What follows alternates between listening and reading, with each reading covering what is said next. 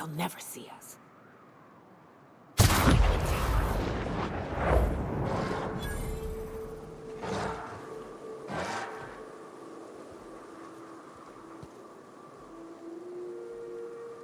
Jackass is incoming! Nice work!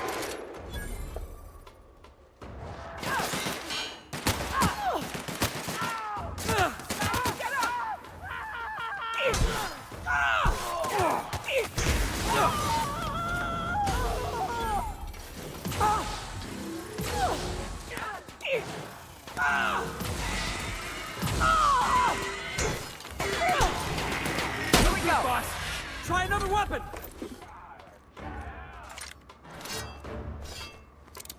Attack! Attack! Make you bleed!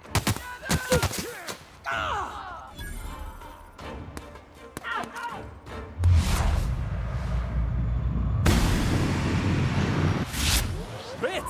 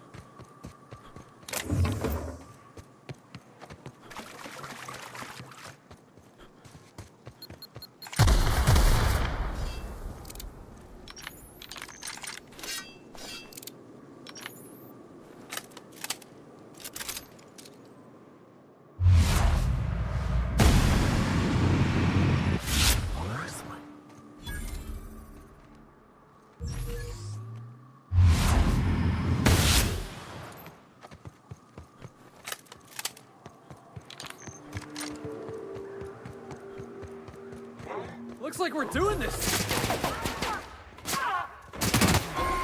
Score one for Felix.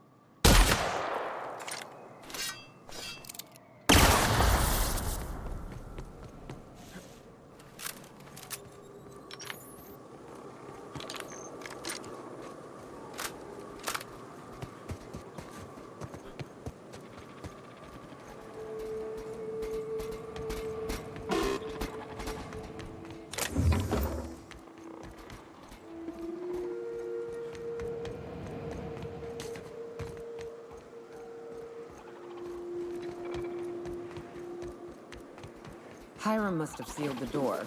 He spooks easy.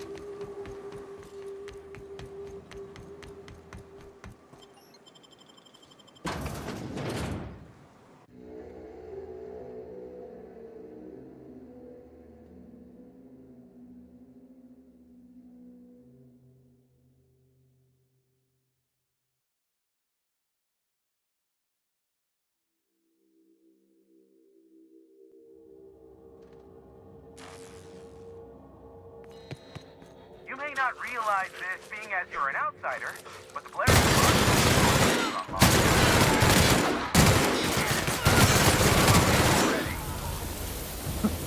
Can't? We'll see about that.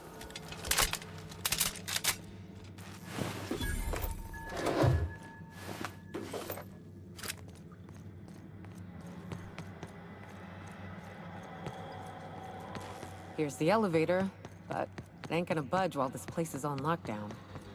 Guess we keep moving forward. Look for another way up.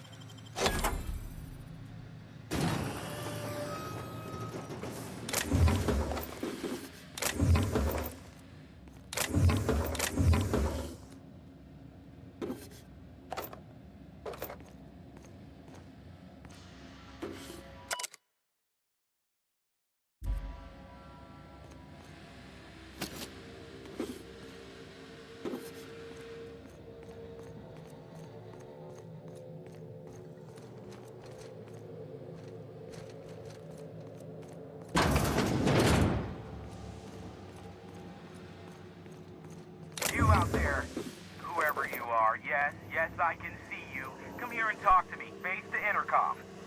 I can't tell if you're brave or simply touched in the head. What in the galaxy are you doing sniffing around my station? Unless you are, in fact, trying to suicide by Marauder? And you, Nyoka, what are you doing lugging a stranger into my station? You could use the socialization, you son of a bitch. Also, he hired me. To what purpose? I happen to have some significant problems I am dealing with right now. Marauders, running out of purple berry wine 3 days ago, not being able to bloody broadcast. No. We'll deal with information-related business later. As I said, there are bigger problems threatening my life and livelihood at this very moment. The Marauders want me dead. And since my hired hands have clearly turned idle, it appears I need you to clear out the threat. As my newest contractor, you may call me the Broker. Or we can call you Hiram, on account of that's your damn name, and doubly on the account of the Broker being a dumbass alternative. What? Everyone calls me that, aside from you.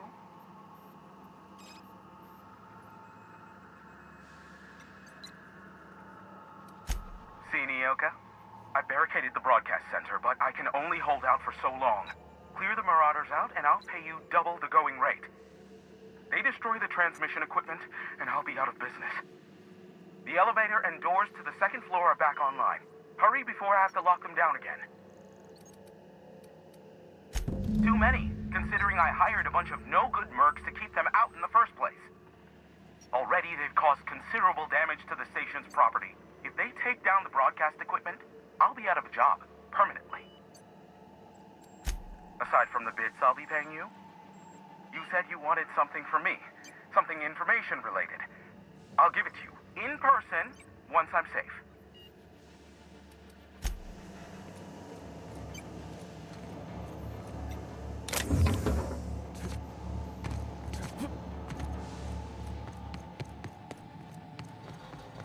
Hey, elevators to your right. Get ready.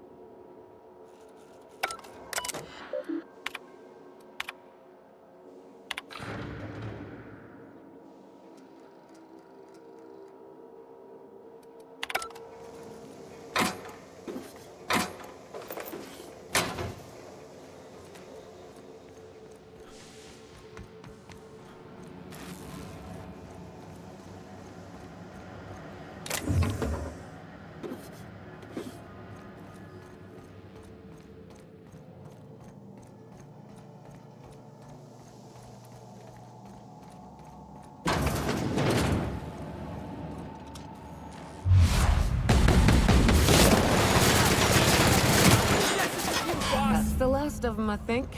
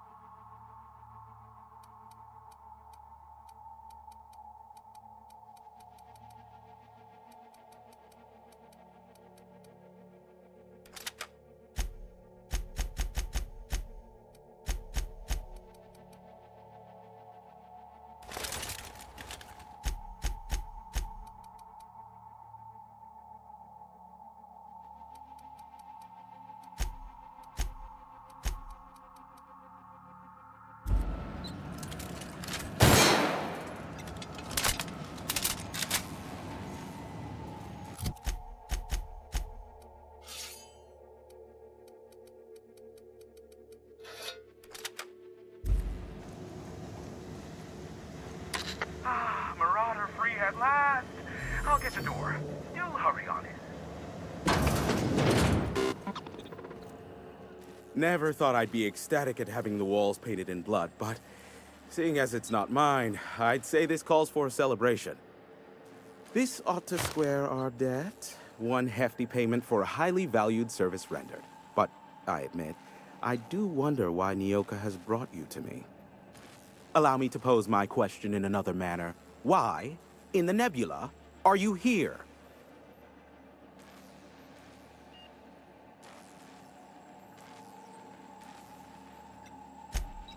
Ah yes, our little chat on the intercom.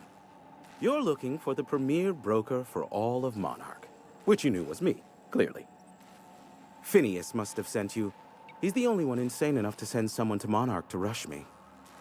I knew it was only a matter of time before he came a-knocking. Look, I might be late, but I fulfill my contracts, always. Oh, you do you? I have lost track of the number of beers you owe me for chasing Raptidons off your stoop. Have you seen Doc Wells? The guy's ancient. You take any more time and he's liable to croak. I take offense to that. Look, okay. I was delayed by MSI and the Iconoclasts. The idiots were scrambling all transmissions to override each other's broadcasts. But as you've shut them down, I'm back in business. I don't doubt that you are working with Phineas, but my contract specifies I relay any acquired information to the purchaser, and to the purchaser alone. However, to send the data, I will need your assistance in cycling the antenna's receiver, so I can input the needed adjustments.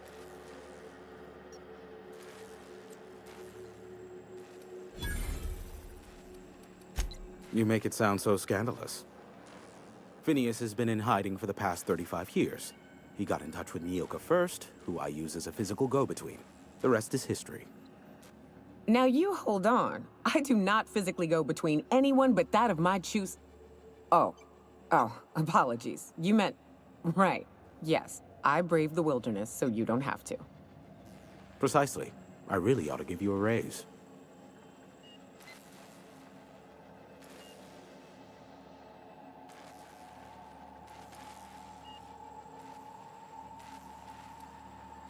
It's simple, truly. I merely need you to waltz outside and throw the lever to cycle the power. I'll key in the numerical adjustments from in here. Terrific. I'll be here, waiting with bated breath. Give a shout if the panel electrocutes you.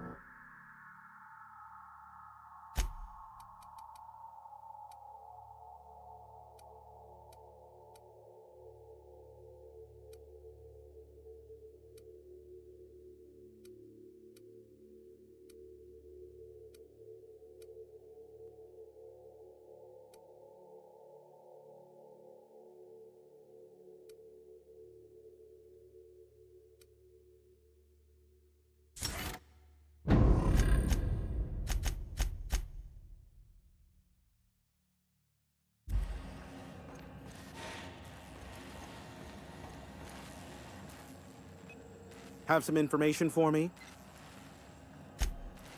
Oh, great. I love doing pro bono work for friends. Aw, you called us friends.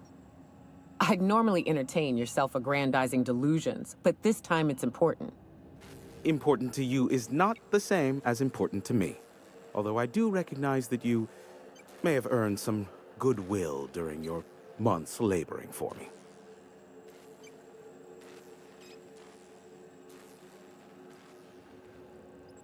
Tug on my heartstrings, why don't you? Look, I'll do what I can, all right? Rebecca Hodges and Anders Wadsworth. They took a UDL contract back when Monarch went to shit, and I need to find them. I believe them to be on Terra too. If UDL hired 2 hunters back then, it would have been for creature clearing purposes, round 1 of their Spacer's Choice outposts. These are the coordinates for the outpost under the last UDL contract. Now scram. And, good luck.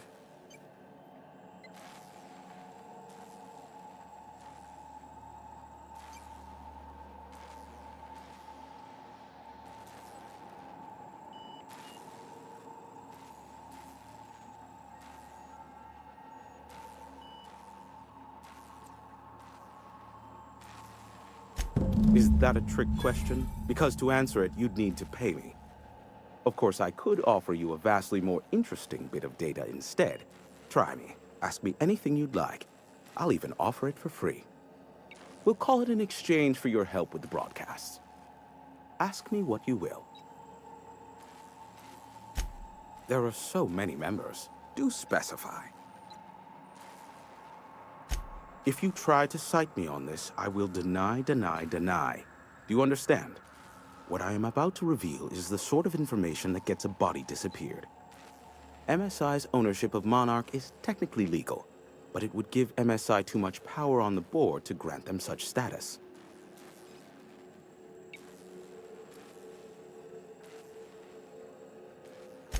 Exactly. But you didn't hear so much as a whisper of such from me.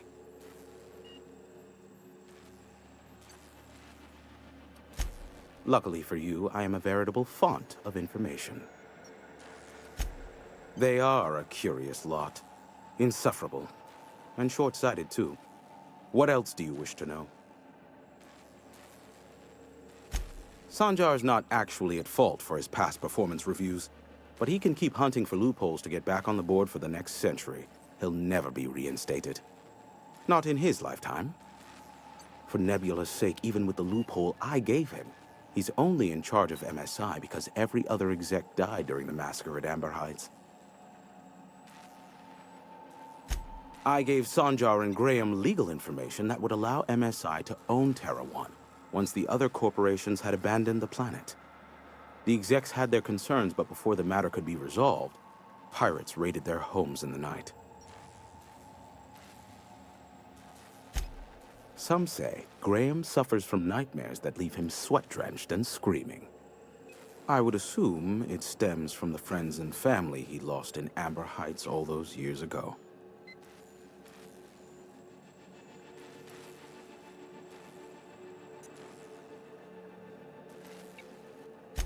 You mean between MSI, the Iconoclasts, and myself? I bet neither of those megalomaniacs told you I was the true mastermind behind Monarch. Back when the colony was still Terra 1 and corporations were abandoning us left and right, I'm the one who approached Sanjar and Graham with the means to our salvation. I offered them a legal way to take control of the planet. If MSI were the only corporation here, they could claim sole ownership.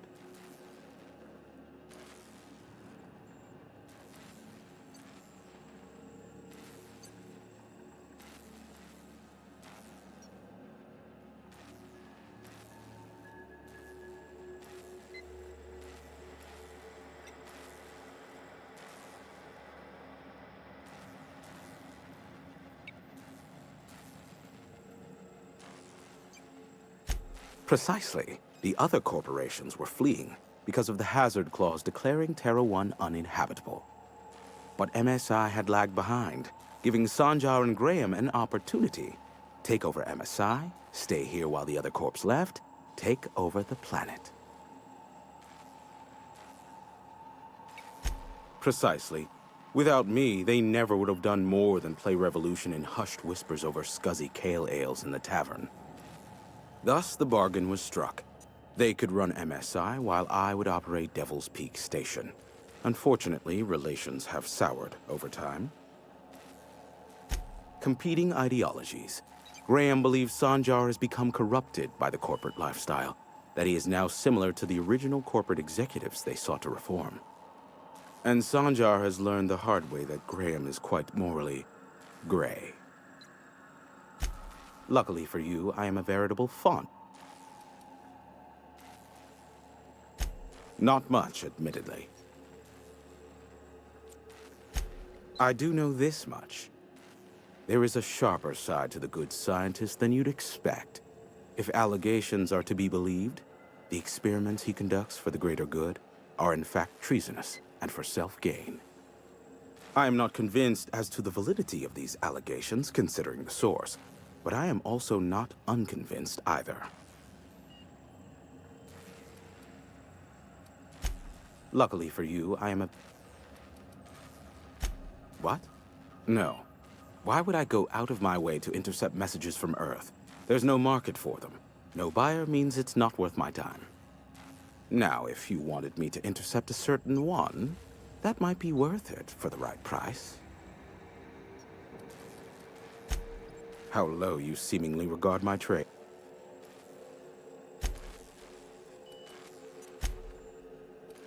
Give...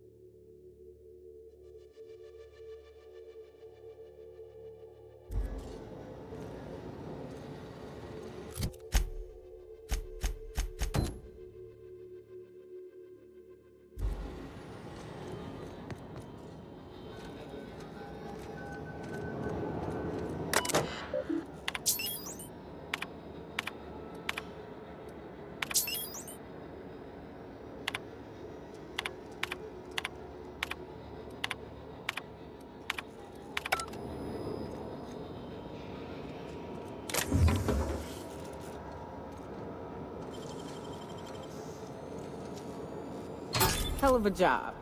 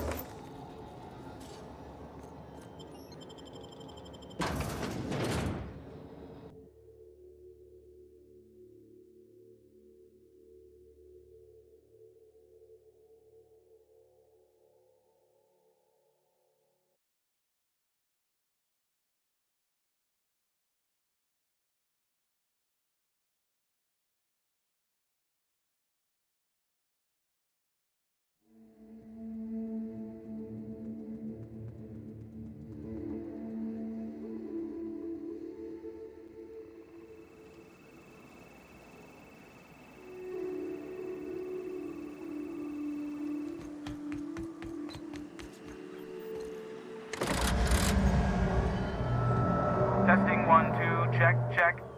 Sweet stars. But that is a beautiful sound. Can you hear me?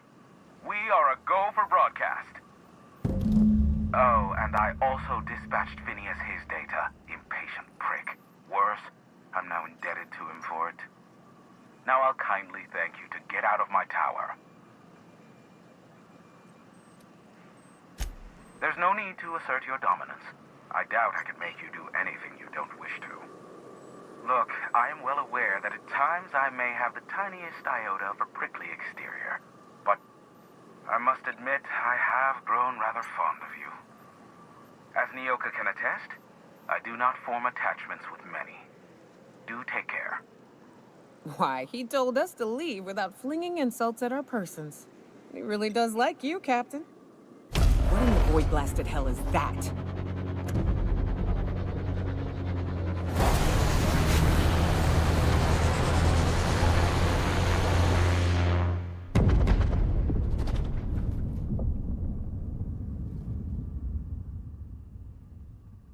Black holes. Did you see that? Looks like a UDL ship. Based on the gunnery attachments, I guess it's one of the board's blockade enforcers, but don't cite me on that. Oh well, a pity for the crew, but I can't see how it affects me. Hiram? Can you hear me? Did you see that? Architect saved me from swindlers and fools. Sanjar, what are you bloody doing on my channel? Did MSI or did MSI not cease broadcasting? Yes, but... Hiram. Hiram, are you there?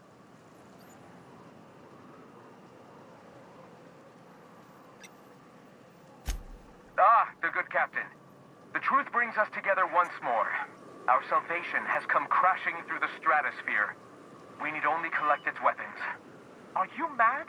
That's a UDL gunship. You'd probably shoot your own toes off.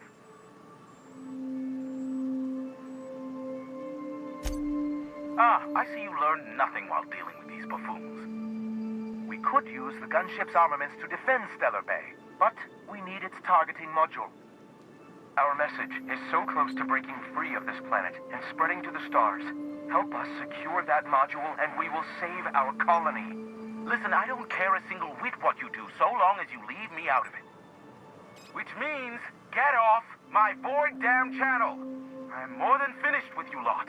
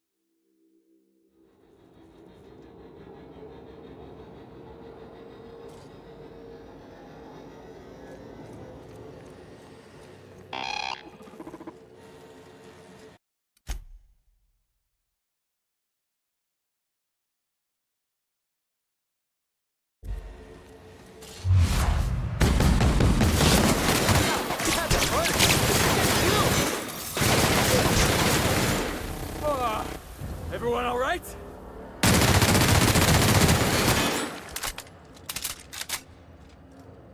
What in the void are you thinking, Captain? We needed Hiram's help. Yeah, but he was my... Ugh! You can't just shoot anyone who you don't like! Now I'm gonna have to track Rebecca and Anders down myself. And I have to do it while grieving the loss of the only person I still trusted. I don't even know where to start. Ugh!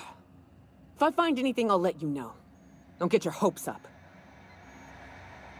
I bet you'll like Rebecca. What's up?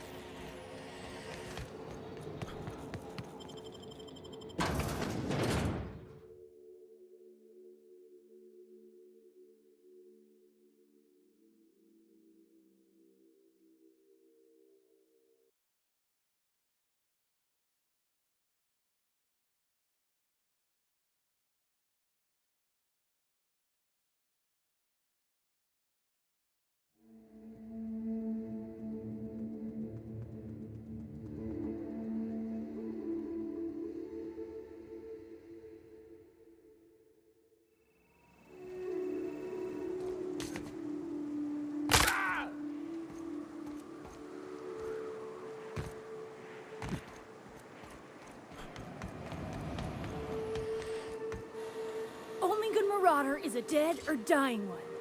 Slick working there. All's quiet again. Thanks.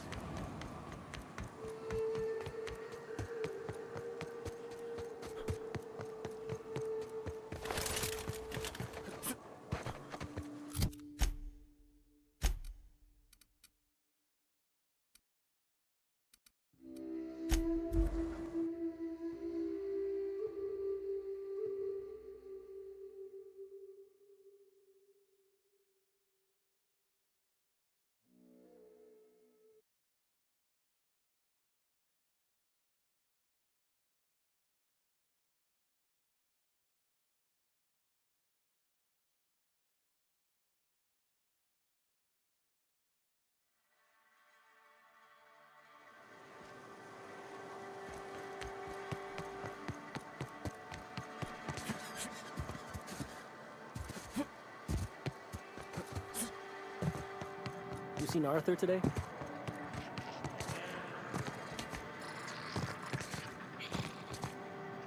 Said you docked 3 days ago?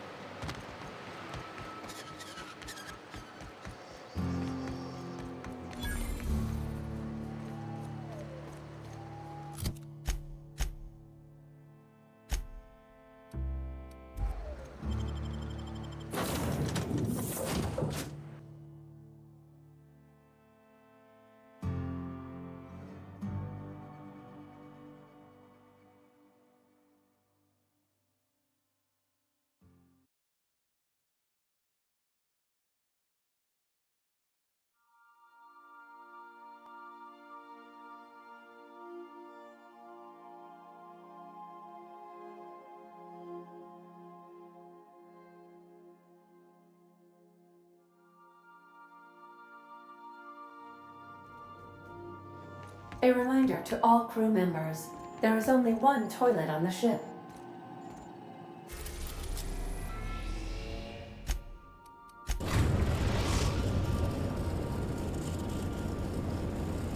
We are now in orbit above Edgewater, Captain.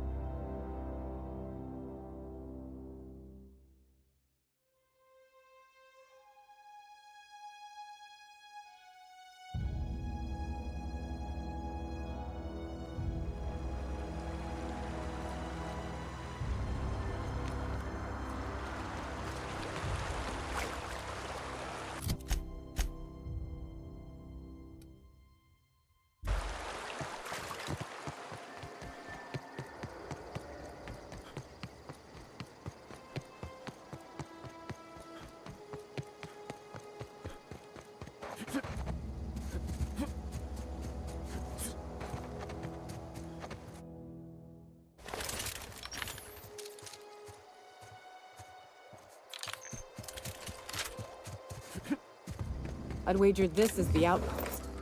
Rebecca! Anders! Come on out!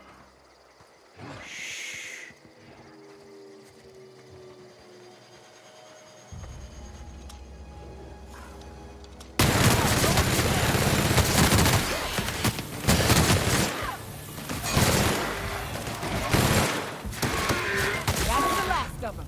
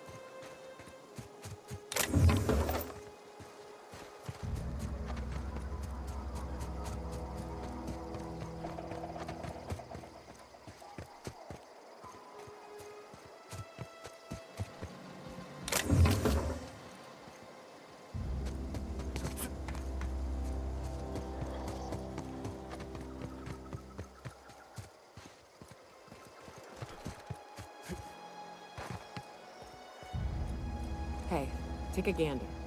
Huh. Rebecca taught me this once. You can jerry-rig these old locks so as they don't open anymore.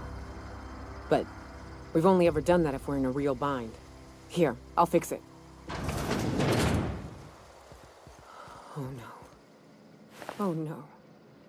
What did you do? Oh, hell. I'm sorry, Nyoka.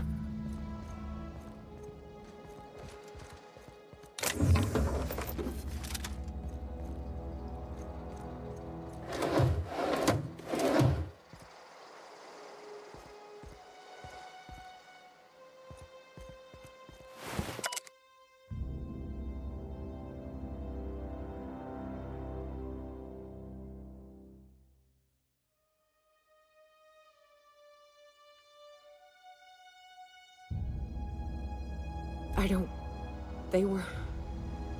That bitch! They were all set to abandon us! What would Clara say, huh? Every day she'd ask if we heard from you. And she'd have forgiven you! The kid had a soul that made the sulfur smell like roses! Ugh. Or to leave your medallions to rot with you, but Clara would want to be buried with her sister.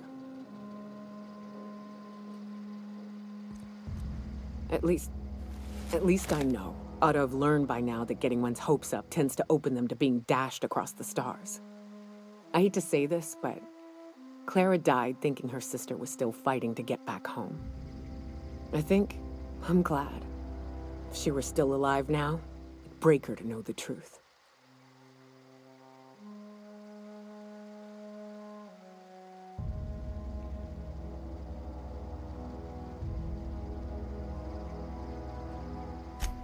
Yeah, maybe. I'm used to disappointment. She was still so naive as to let it hurt her every time it happened. Only thing left is to take these medallions home, which means figuring out how to bait the Mantiqueen out of our old base. The most pissed off I've ever seen a queen was when a foreign species was on her soil. I'd wager the stench of a primal might do the trick.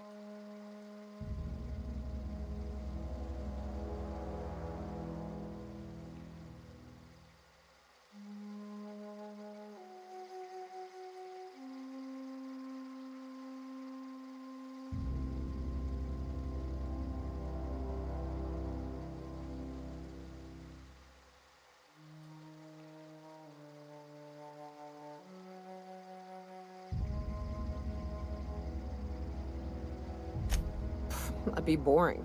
Half the fun in exploring is the fact that you're on an unknown trail. I've never had the pleasure of hunting primals, but I hear they're all over Scylla. Let's tear a few apart, shall we? I'm sure they've got pheromones. Everything does.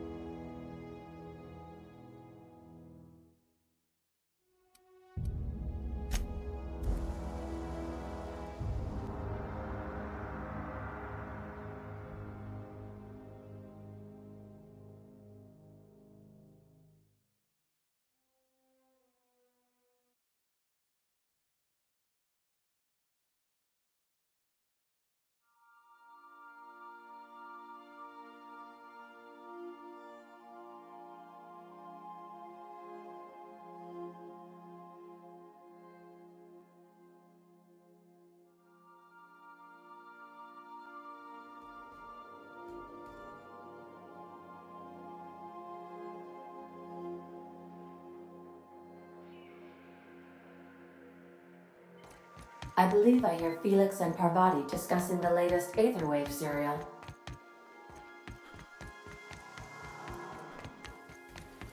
Felix, your apps are surely not gonna believe this. Guess who the villain was in this week's Virginia Yang Girl Detective? Mr. Bertie Holcomb, that toss baller! Wow, are you serious? I gotta get a copy of that.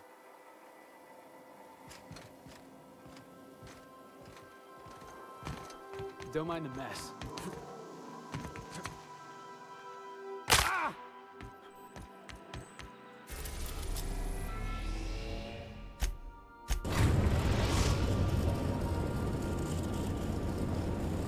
Destination reached. Scylla.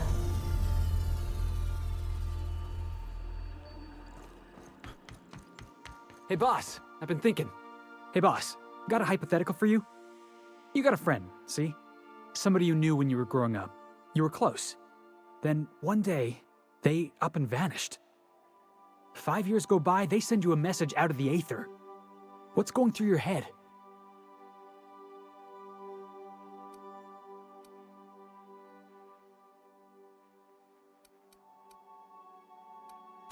Guy by the name of Clyde Harlow. He was an old friend of mine. Honestly, he was probably my first and longest friend.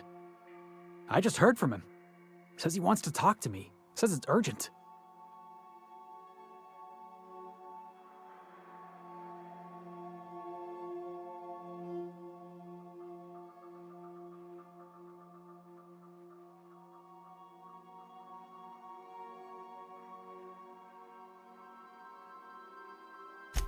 Figured I should let you know, seeing as we're on Scylla and all. Clyde's got a base on the other side of this rock. I appreciate this, boss. I know you're going out of your way for me.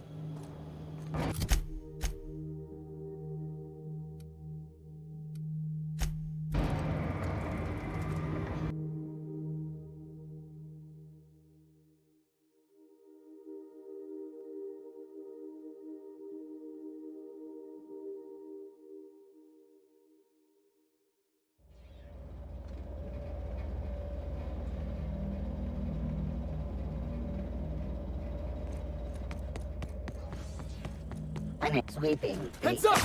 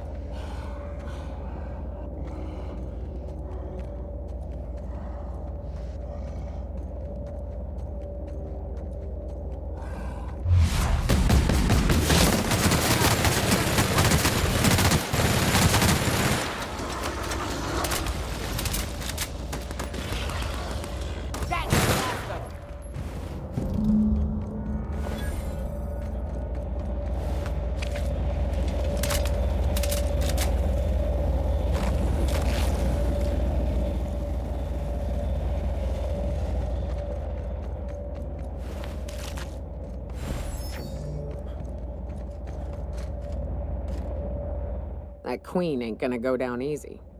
I can't wait. What's up? Outstanding. These ought to be enough. Let's get back to Monarch. There's an old base I used to call home. I can get us in the door, but we'll have to shoot our way through the Queen's brood to get to the center. We'll set the bait there. Password to the door is Charon.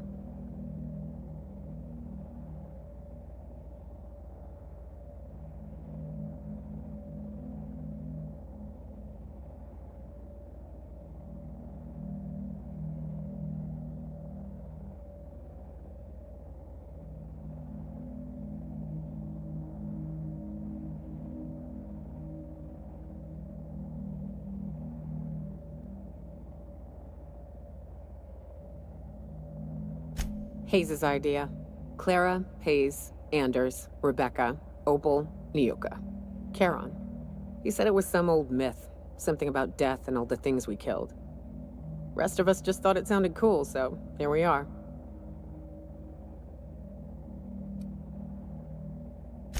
Fucking right we are.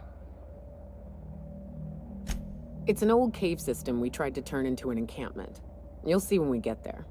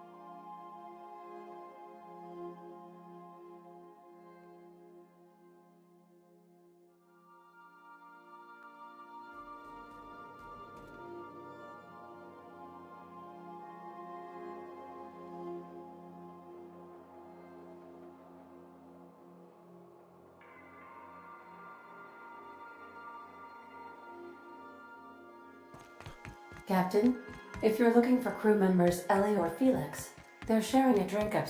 Felix, take it from me. Never get close to anyone. They'll just let you down. Yeah, but sometimes you gotta get close to people, you know? How else are you gonna land a sneak attack? That's good. For a second, I was worried you were gonna say something mushy. Oh, you were being serious? Well, what about us? We'd never let you down, right? Hey, I don't take it personal. You look out for you, I look out for me. Law of the universe, you know? Besides, that's what's great about a ship like this. When things get weird, you leave. I hope you stick around. The ship wouldn't be the same without you. Don't go getting mushy on me now.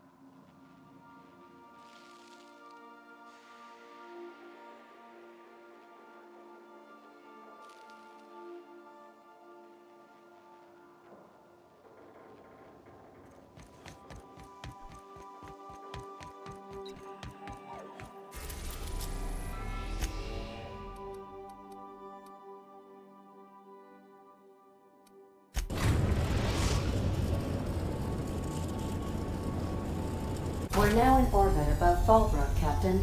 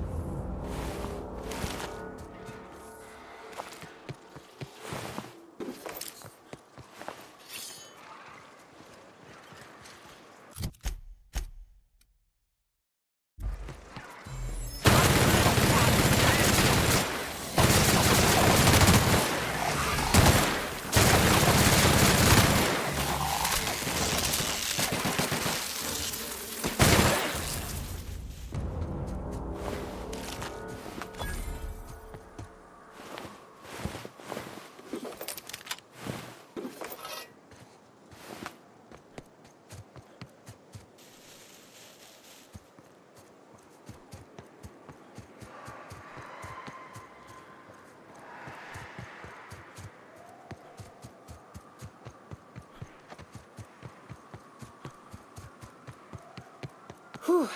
Here we go.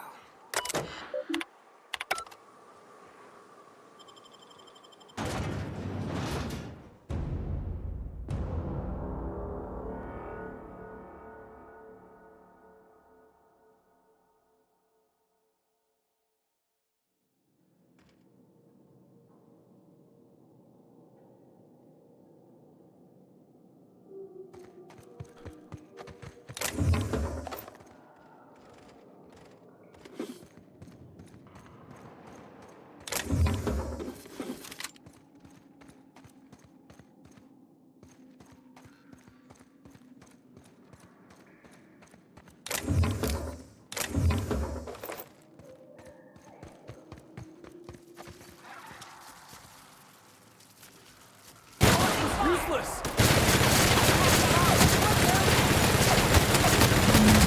Score one for Felix.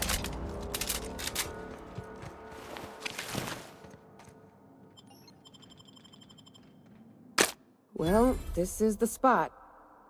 You know, I thought I'd be angry. I thought I'd storm in here in a rage and exterminate all these bugs and everything would be all right in the end. But I ain't. I'm mostly just empty. A little sad, maybe. The first night Hayes and I spent in here, we knew it was home. It's safe. It's got a nice chill to it. But mostly, it doesn't stink of sulfur.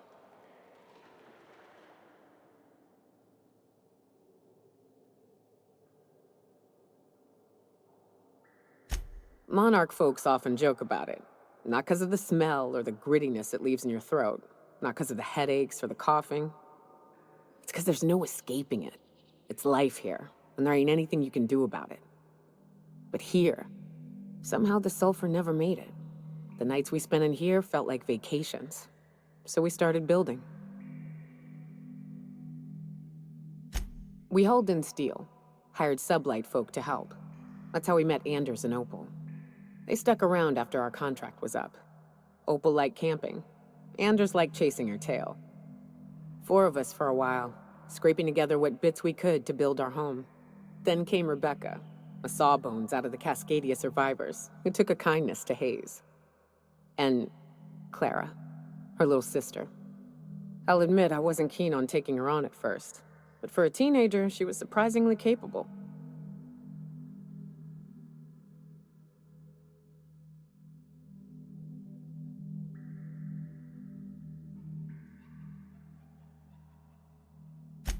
Believe me, I had my complaints.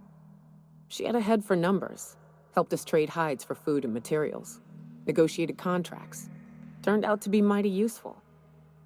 Clara, Hayes, Anders, Rebecca, Opal, and me.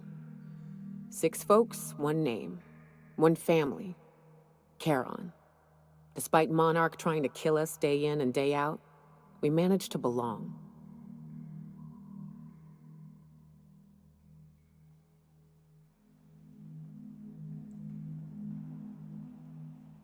Heads up, boss!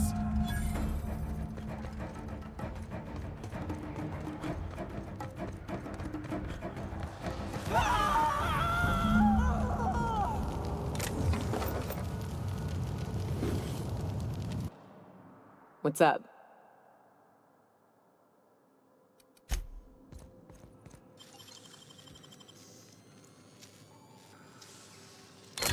Wow! How'd you do that?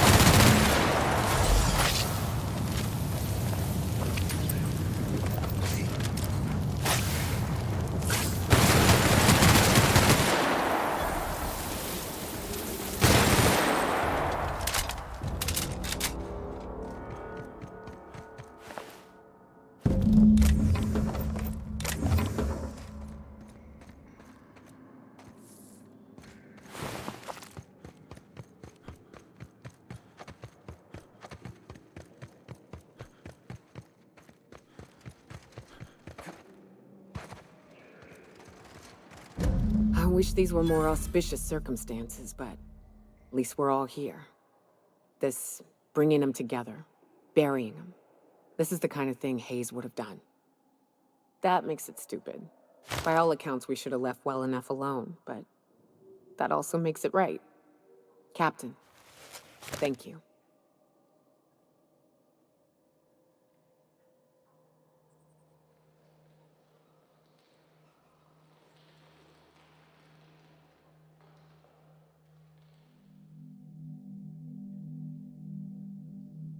You mind if we rest a spell before we head out?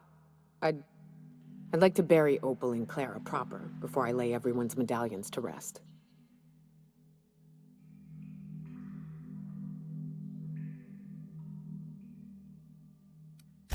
What? Why? Them's painful memories, Captain.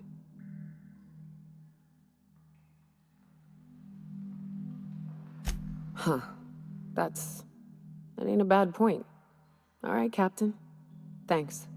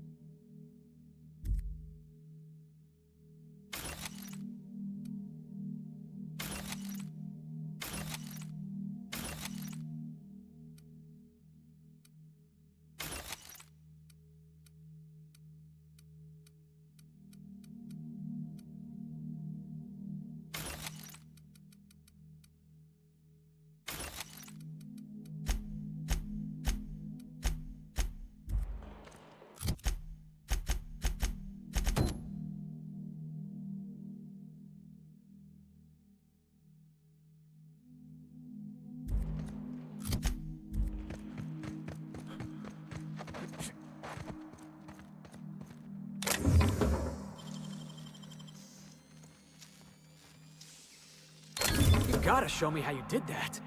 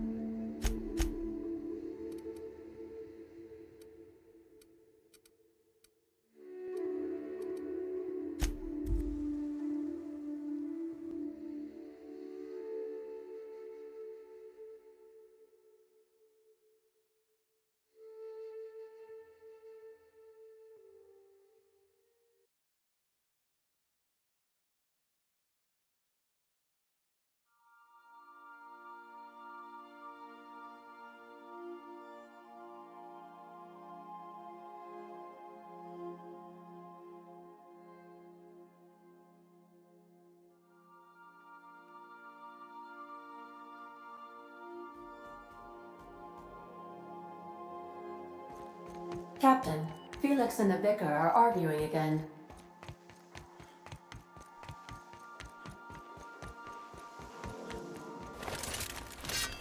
Young Millstone, you look pensive.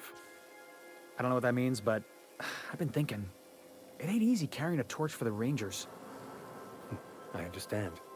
The Rangers' victories are your victories. Their defeats are likewise crushing.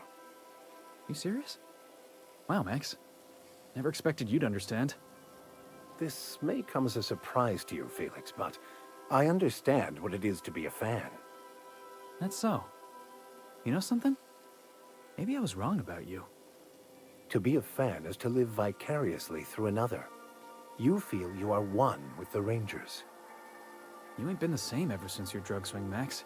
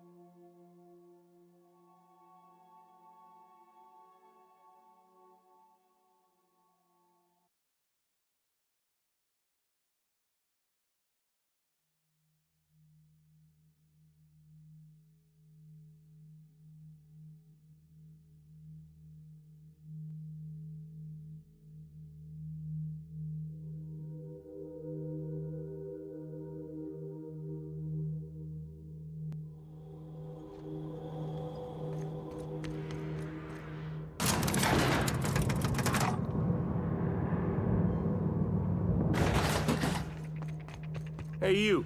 Looking for some... Where do you think you're going? Yeah. The captain said we might be getting a new recruit. That you, then? Sounds like Clyde's jumping to conclusions, but yeah, I'm Felix. You're on a first-name basis with Captain Harlow, huh? All right, go on through. Got my sights on you. Nothing to do but stand around and watch the stars go by.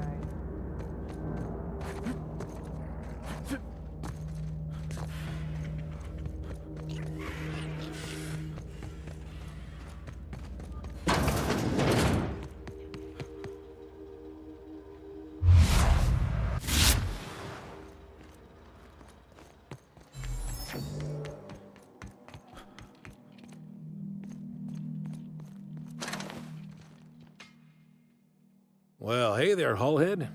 Clawed your way out of the groundbreaker at long last? Uh-huh. Oh, sorry, were you expecting me to say something? Maybe a long time no see, or a you've aged, old man?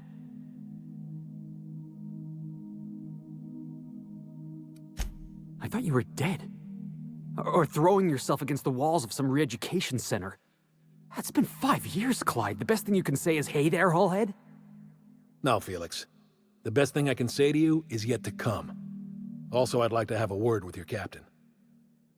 So, you took Felix under your wing. Kept him busy. Good.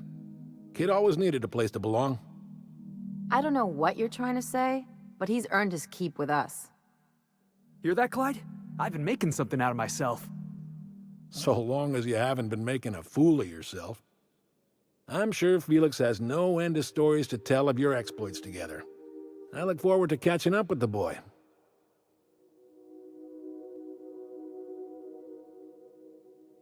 I'm working on something. Something big. Something the likes of which Halcyon has never seen. And I want Felix to be a part of my initiative. I'm fulfilling a promise I made to the boy, that one day he and I would change the colony together. That day has finally arrived. Easy there, Clyde. No one said nothing about throwing in with you. In case you didn't notice, I'm pretty happy where I am. I'm not asking you to walk away from your captain, Felix. But neither should you allow yourself to be controlled by fear. Change is not to be feared. I brought you here because I want to know where Felix's loyalties lie. When the day of our revolution comes, I want to know that I can rely on him.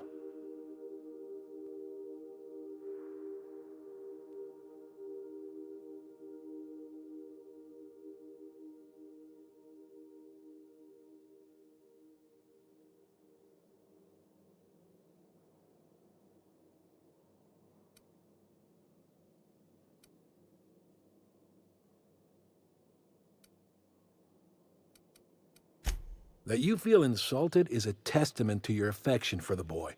I'm not asking you to let him go. Not until he's ready. I understand that Felix is part of your crew, at least for now. If the thought of losing him troubles you, then understand that you're helping him solve a problem for an old friend. I want you to deal with a traitor for me. Name's Trask. kill him and bring me proof of his death. His ring should do nicely.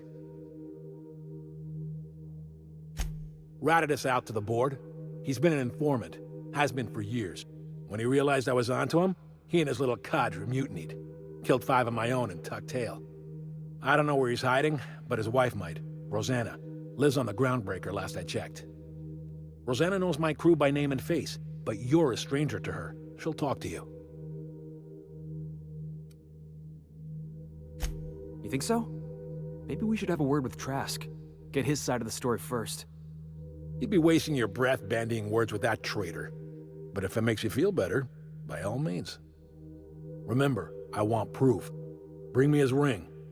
I don't care if the hand's still attached. Here, my token. Think of this as my personal signature. Anyone who knows me by my works will know me by this token. Well enough. It's been a few years, but I still remember a thing or two.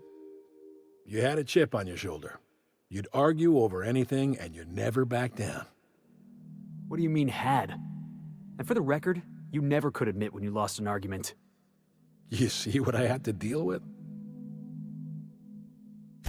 Let's hear it.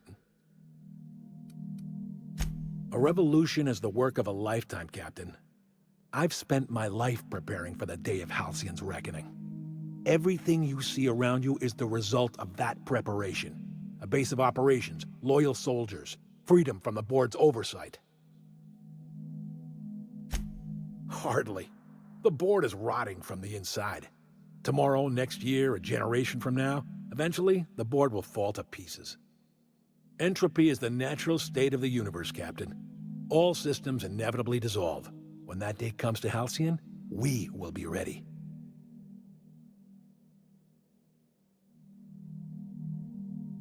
Not all revolutions involve bloodshed and fire, Captain. The purest act of rebellion is to live according to one's own means, independent of any masters.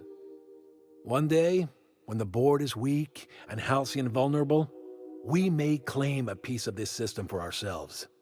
Until then, we bide our time.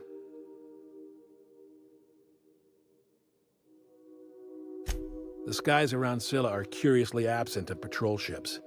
It's almost as if the board's sphere of influence is shrinking. Besides, our facility is well armed and located on defensible terrain. If the board tries to lay siege to us, we'll make them pay.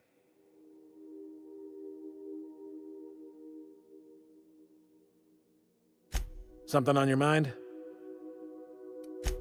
That Harlow reminds me of my old dentist, and not in a good way.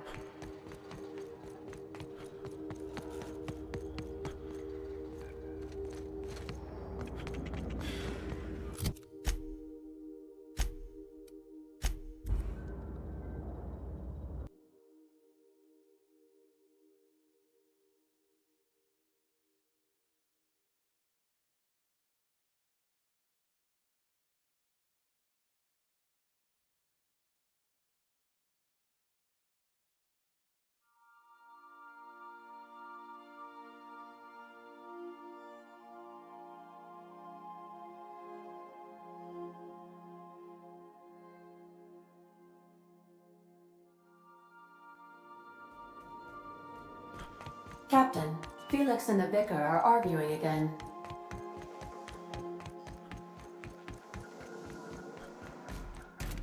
You ain't making a lick of sense, Max. Of course I got a self. I'm me, Felix Millstone. No, that is just a story you've been believing.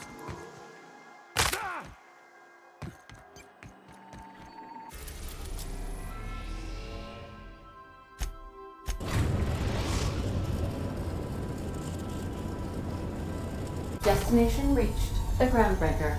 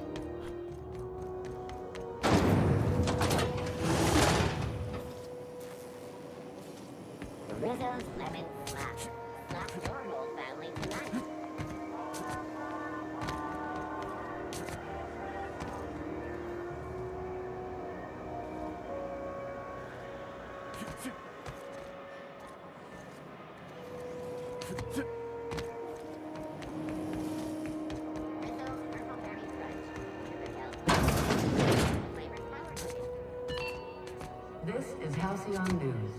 We interrupt your regularly scheduled advertisement for the following story. You mind trying to have a moment here? Rufus and I are no longer on speaking terms. I don't know where he is, and if I did, I wouldn't tell you.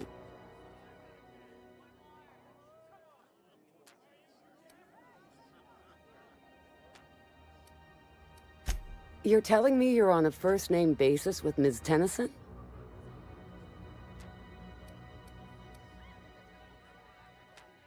All right. I'm gonna take your word for it. Rufus is hiding out in Emerald Vale. Got a few friends with him. That's as much as I know. Please, just make it quick. That's right. Our marriage contract expired some months ago. And seeing how he's technically an outlaw, I wouldn't renew even if I wanted to.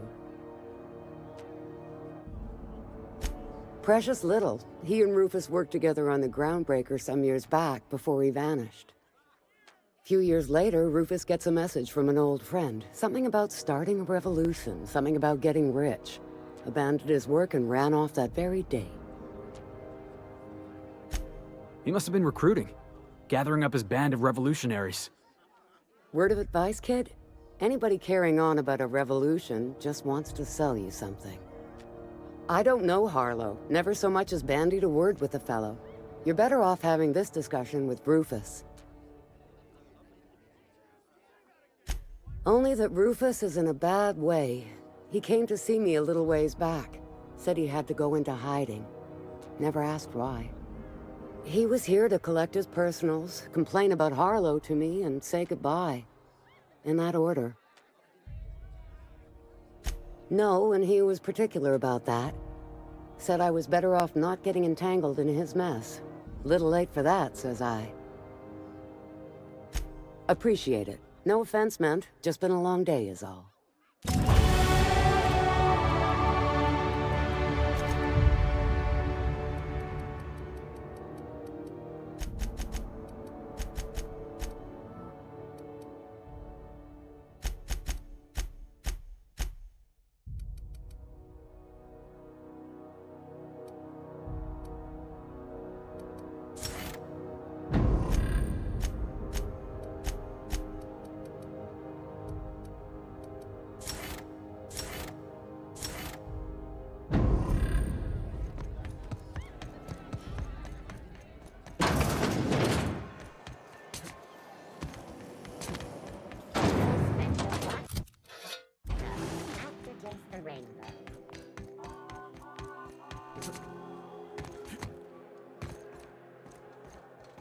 Careful where you smoke. The crew bills us for air filtration.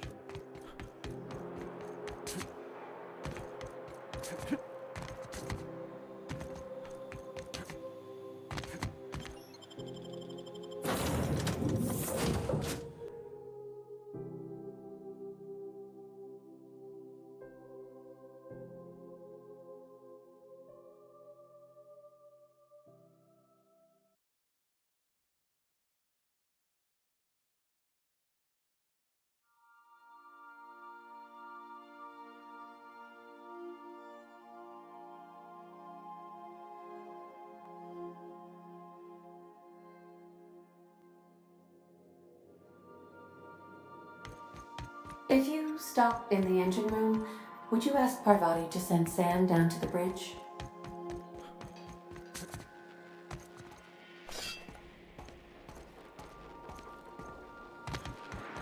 Oh boy, look at you. What a mess. You never had no one to take care of you, huh? Don't fret. I'll be your minder now. Come to see Sam? How sweet of ya. Here, I was just leaving. Battery levels are fully charged.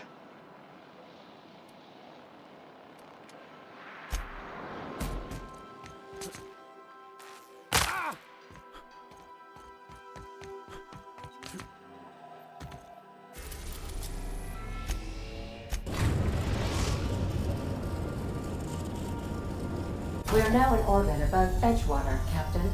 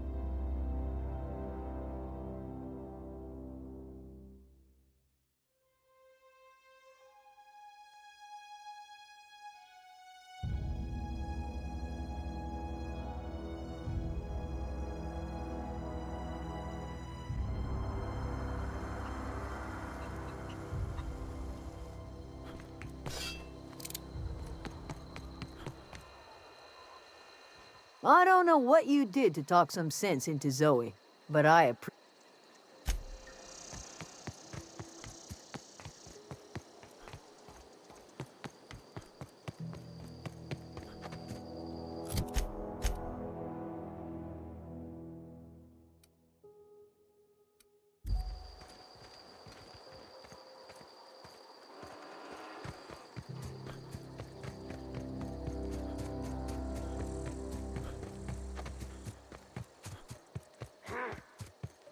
Huh? I smell blood. Here they come!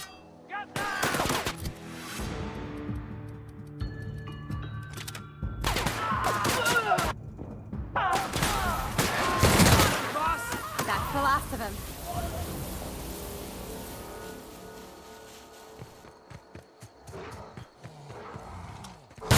Wait for this!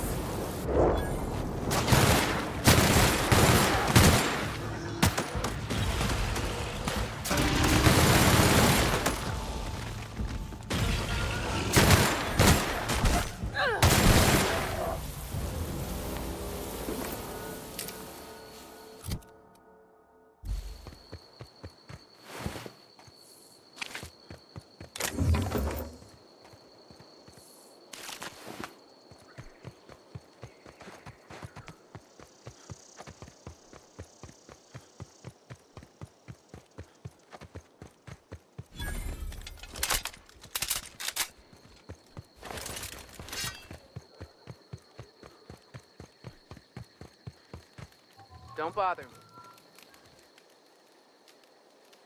I don't know who you are or why you're prowling around here, but I'm willing to make a guess.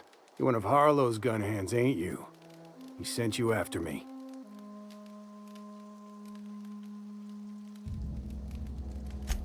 Former wife. And if you so much as hurt a hair on Rosanna's head, I will put you in the ground. Yeah, okay. I'm having a conversation with a hired killer, but I'm supposed to relax. Thing is, you and I are at an impasse. Harlow wants me dead, and I've got no intention of dying. How do I know that I can trust you?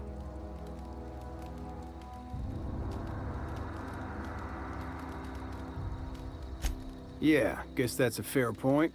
Listen, I don't know what lies Harlow's dripped down your ear, but you'd be a fool to trust him. I never betrayed Harlow. Harlow betrayed all of us.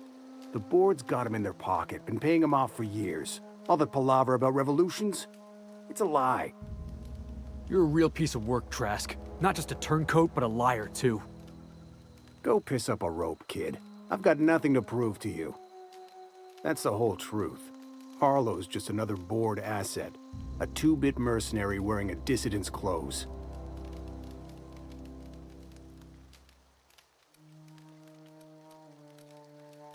Yeah, I've got proof.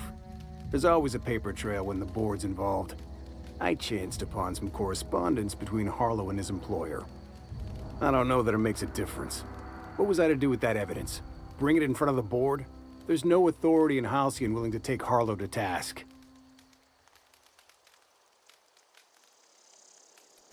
Huh.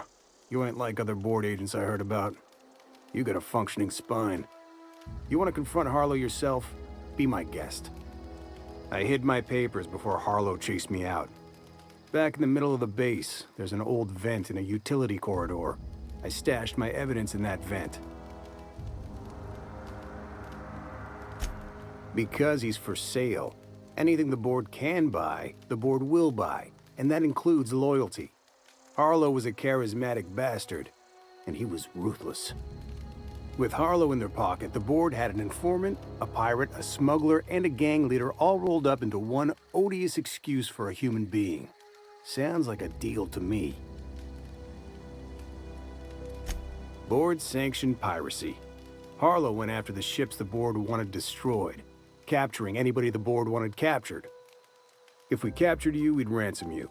Harlow liked to do the job himself. Gather up the captives on his own ship, vanish for a couple of days. Only that's not what happened. Harlow's been selling his captives off to the board. I don't know where they ended up.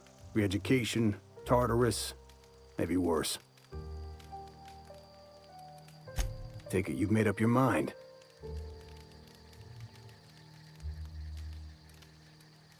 You gonna tell Harlow I'm dead? May as well.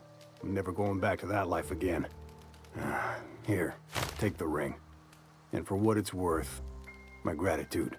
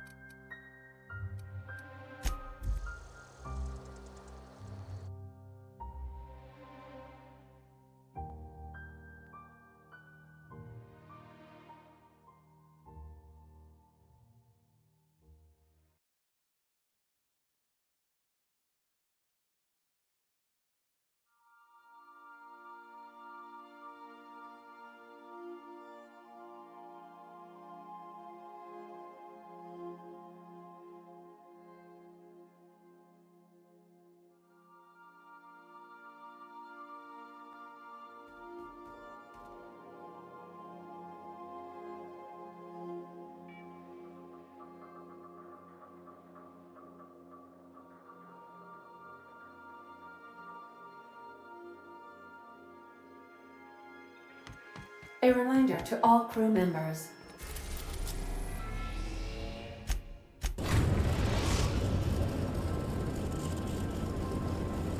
Destination reached. Scylla.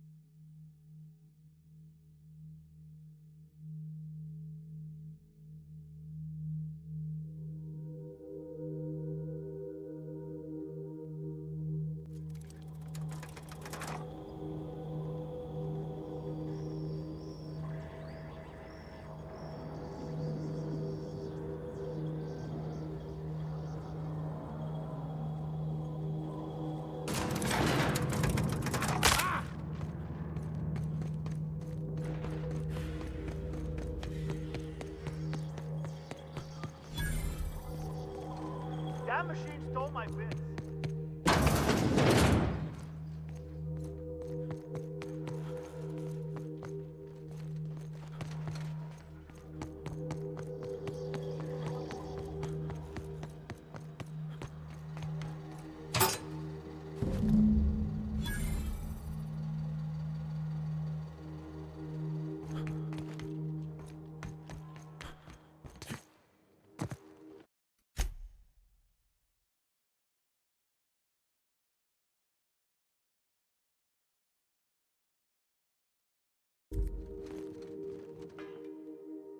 What's the word?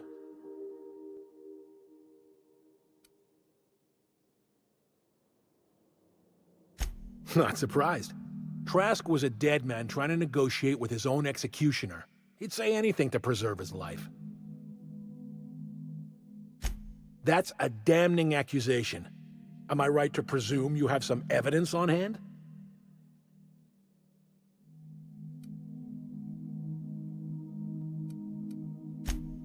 Those papers don't prove a thing. We've all done business with the board. They own the whole damn colony. Trask put you up to this. That miserable wretch. He's trying to undermine everything I stand for.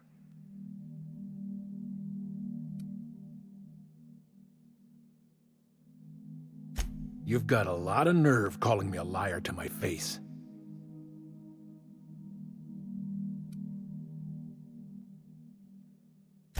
How should I know? What the hell do I care? Trask was a traitor. I didn't ask you to understand his motives. I asked you to cross him off. Clyde, look me in the eye and tell me it's not true. Tell me, and I'll believe you. Don't talk to me like I'm some common criminal, Felix. You're the one on trial, not me. I don't know what kind of poison that snake dripped in your ear, but as far as I'm concerned, you've been compromised. Jackass!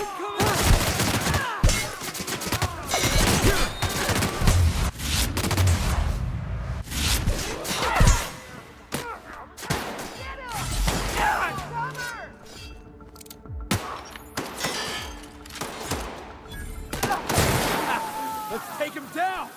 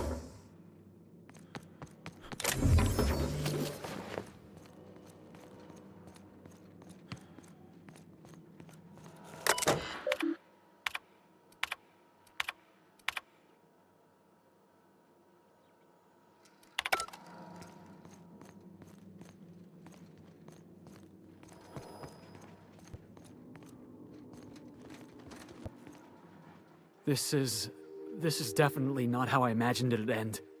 The void's black, water's wet, and Clyde hated the board. That's something I just knew. Now? I don't know. I don't know what to think.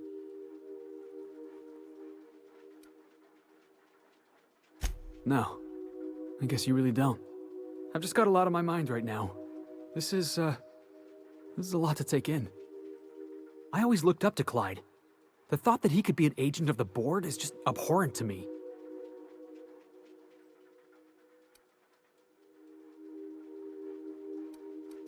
Yeah, he did.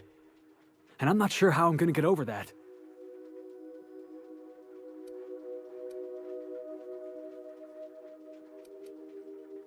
I hope so. I don't see this one passing anytime soon. You've given me a lot to think about. I'm gonna be mulling over this whole mess for a couple of days. Part of me wishes we'd put Trask in the ground. You know, I think that's just my frustration talking. Thanks for your time, boss. Can we talk?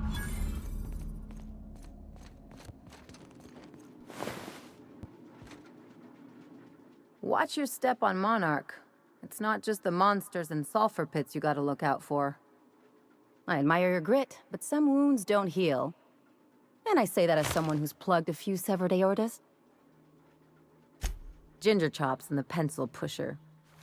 By all accounts, Sanjar and Graham have been at each other's throats for years. Digging into their personal history isn't gonna change anything.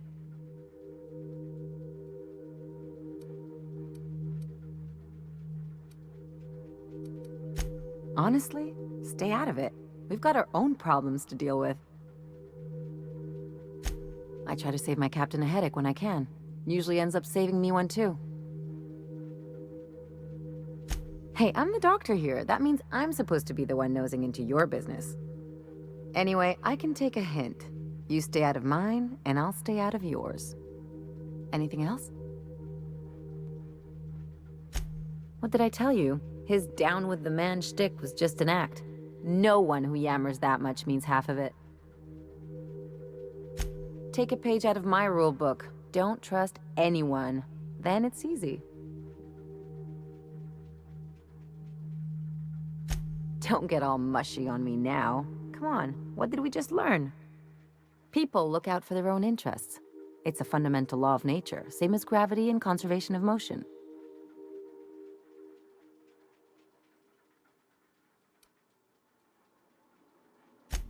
Sure I can. In fact, I bet you I live a lot longer.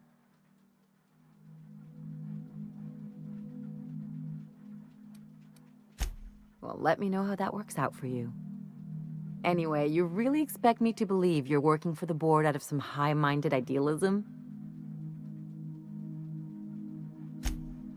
And here I thought I'd seen it all. This galaxy must be bigger than I'd thought. Speaking of lost causes, there's something I've been meaning to get around to. I haven't actually talked to my folks in a while. Shocking, right? Anyway, it's probably about time I paid them a visit. Given the dangerous life I lead, they've got to be worried sick.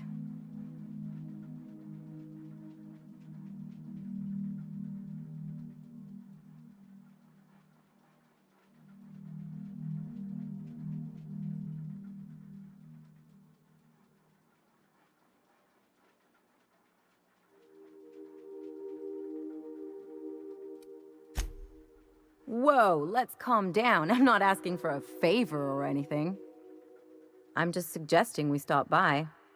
When we're in the neighborhood. See, I'm originally from Byzantium, born and raised.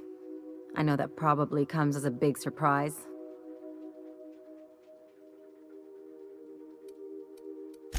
This is why I have to see them. They'll hardly recognize me.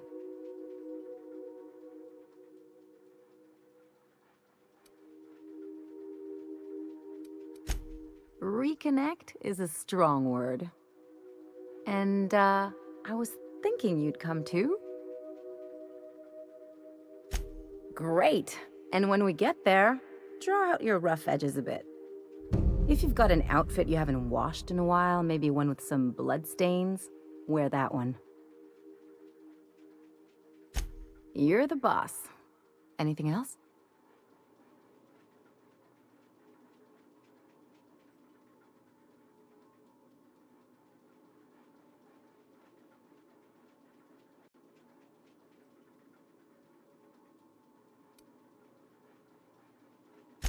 It's like one of those stuffy art gallery pieces. Looks okay from far off, but once you get close, you realize it's just some mismatched shit everyone's agreed to overpay for. Even the bribes are overpriced.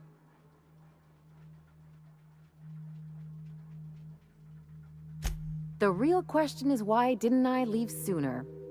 There's all these invisible rules, and everyone spends all their energy just trying not to break them.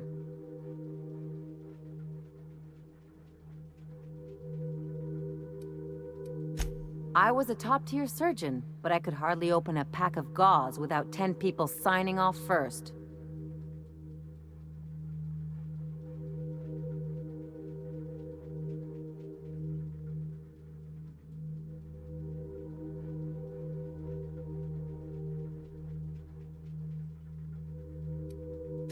Now you see why I left. People call Byzantium the jewel of Halcyon, but really, it's just paste. Everything's polished and bureaucracy. Take a close look and you'll see it's deader than anywhere else in the colony. Don't trust anyone, don't touch anything, and whatever you do, don't show your teeth when you smile. What, like primals? Nah. People are extremely competitive about cosmetic dentistry. It can get ugly. Interesting like a colonoscopy. I trained as a surgeon. More my folks' idea than mine, but I made the best of it. Lots of them, unfortunately. I even sculpted a few.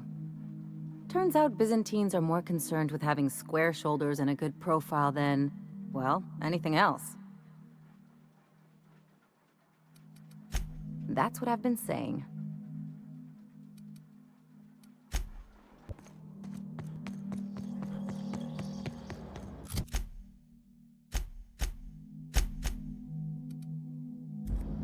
What the? I'll keep it down.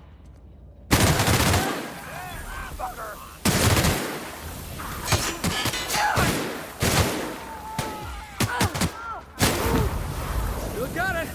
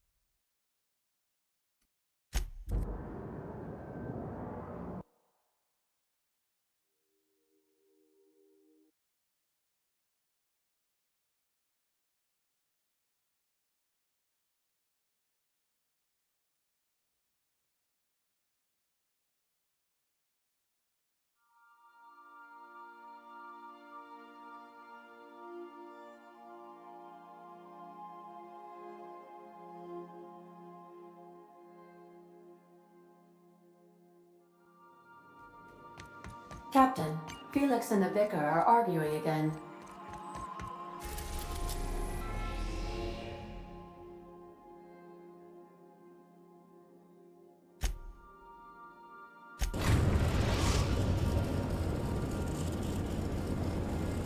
We are now in orbit above Edgewater, Captain.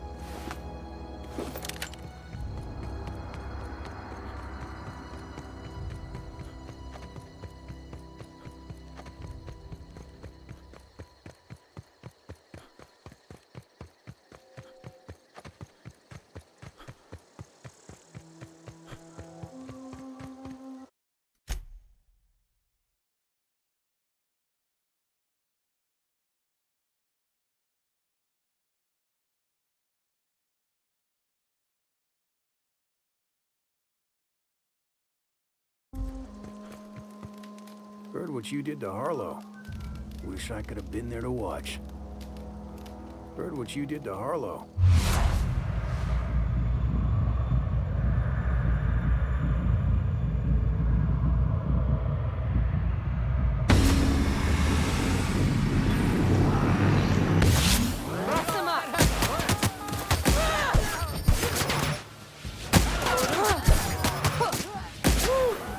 We all in one piece?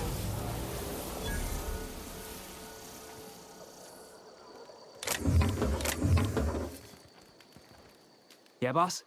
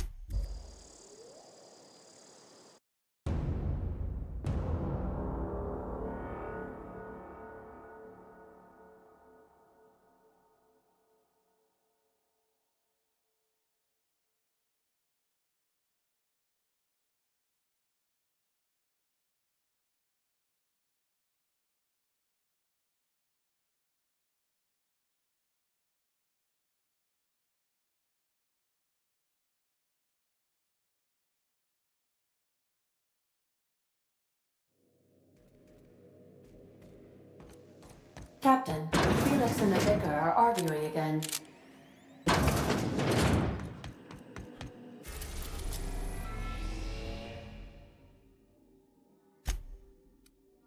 We are now in orbit above Byzantium, Captain.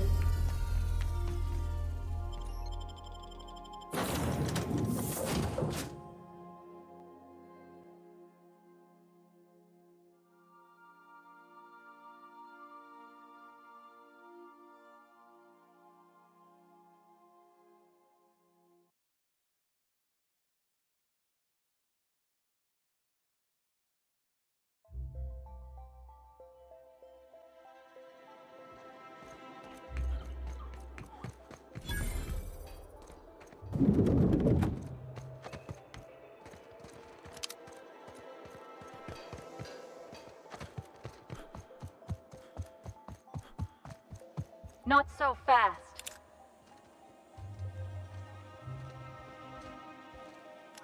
All right, you're clear. The adjutant's expecting you. Go on through.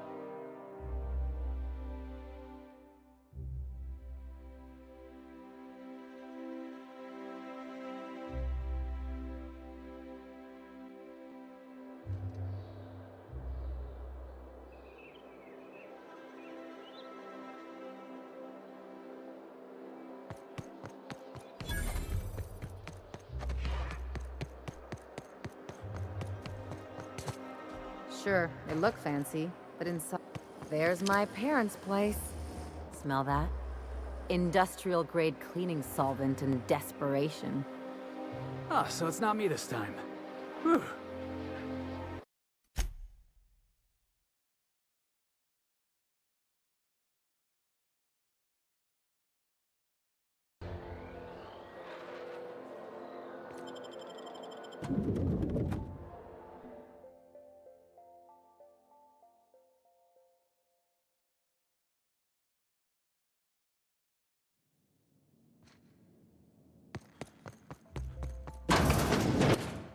Marilyn, is that you? Lars, we certainly didn't expect to see you like this. And I didn't expect you to renew your marriage contract. But we're all full of surprises today, aren't we? Speaking of surprises, you should meet my new friend. We've been running around the system for a while now, stirring up all sorts of trouble.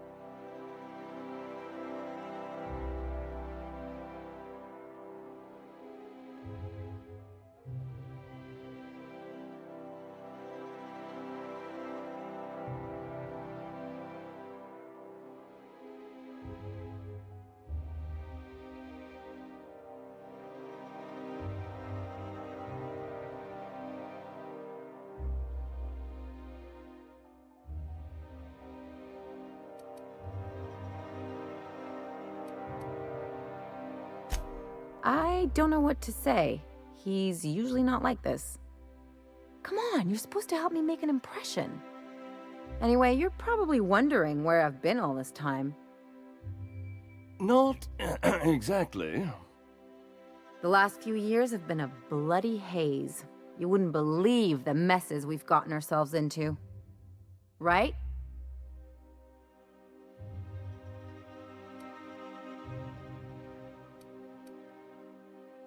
Come on, try to get into it a little more. Marilyn, this really isn't the best time. Perhaps you should go. We'll stay as long as we like. And while we're at it, we'll drink your expensive hooch, wear our outside shoes all over your nice floors.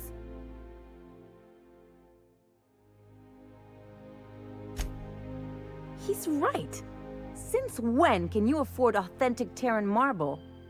That's what we've been trying to tell you, dear, but you must understand, we hadn't heard from you in ages. We thought you were dead.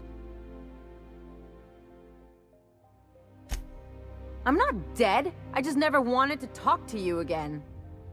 I'm afraid the distinction was lost on us, darling. We only did what any grieving parents in our position would do. We collected on your life insurance policy. And the payouts have been rather, substantial. You what? Well, now that I'm here, I guess you'll just have to report back that I'm very much alive and kicking. It's not that simple. For one thing, we'd have to cut back on so many necessities. The neighbors would be sure to notice. Why did you do that? We had to explain your disappearance somehow. We couldn't very well tell people you'd run off to become a miscreant, could we?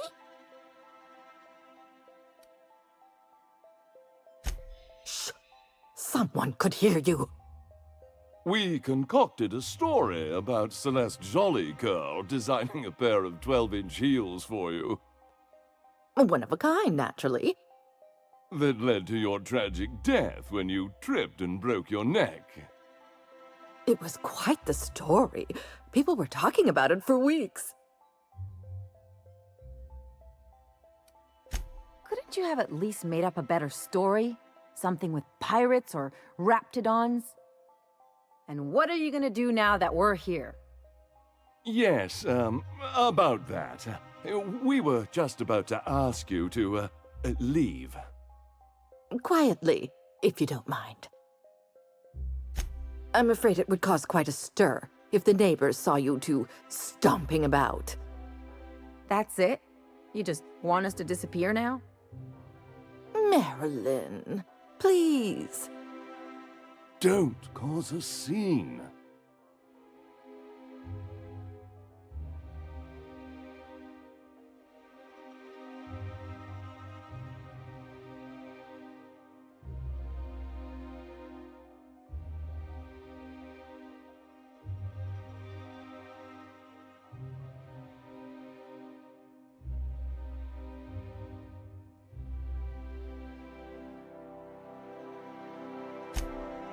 Fine.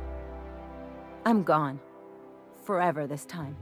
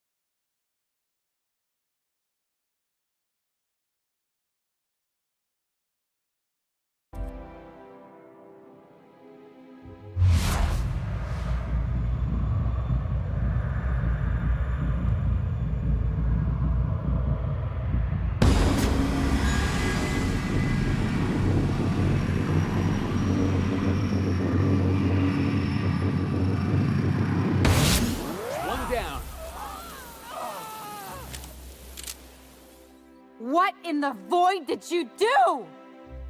I didn't like how things went down either, but did you have to go and kill them?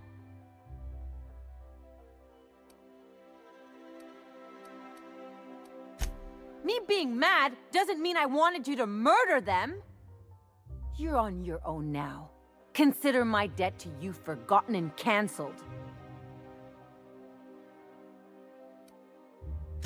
It sure better be. Now go!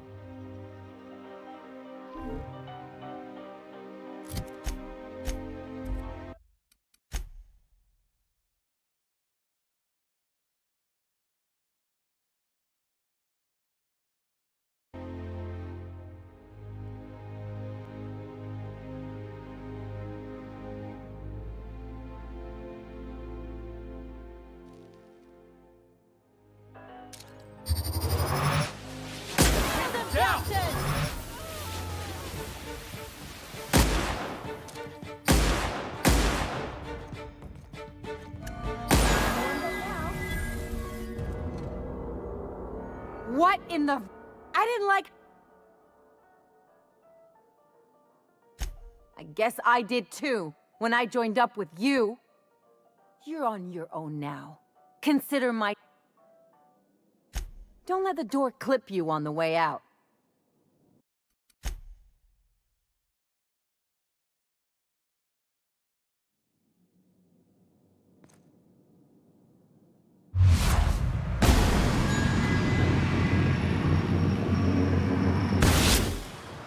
What in the void did you do? I didn't like how things went down either, but did you have to go and kill them?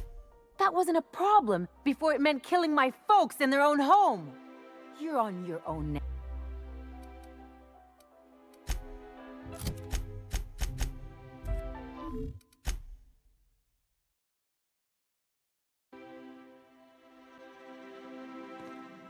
Let's talk outside.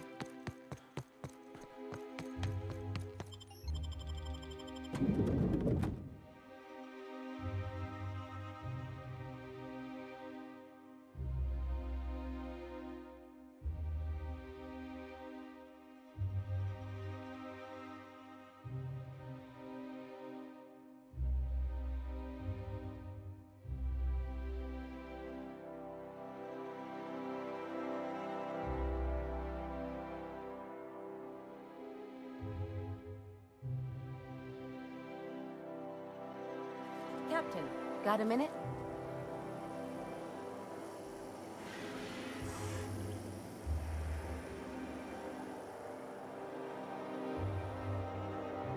Can you believe those two? We'd hardly been there a minute and they turned us out like yesterday's garbage.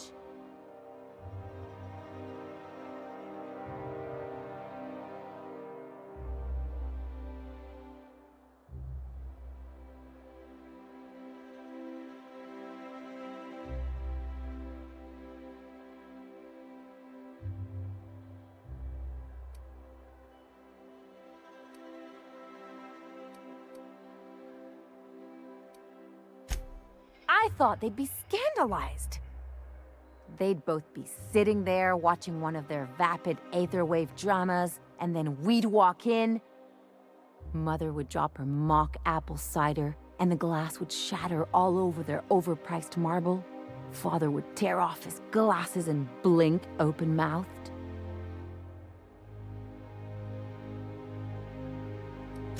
I'd have a great one-liner in the tube. I was thinking either, the leather's fake, but the scars are real. Or, oops, did I just track awesome onto your rug?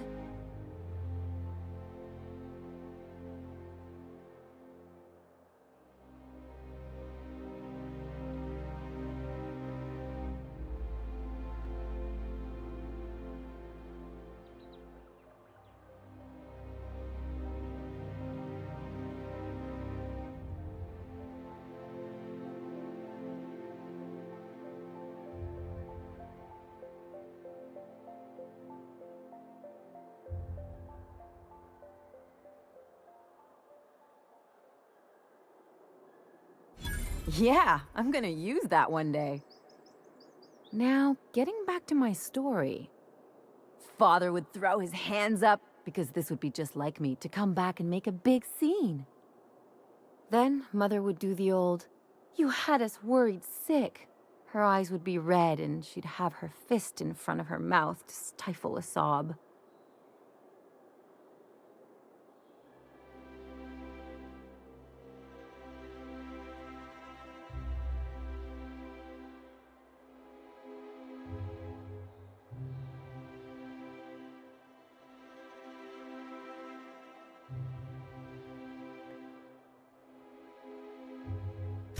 I just didn't want to get booted out of the house I grew up in like that.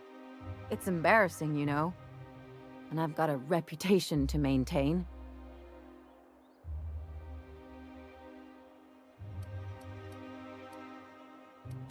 I'd love to know how you'd describe getting kneecapped.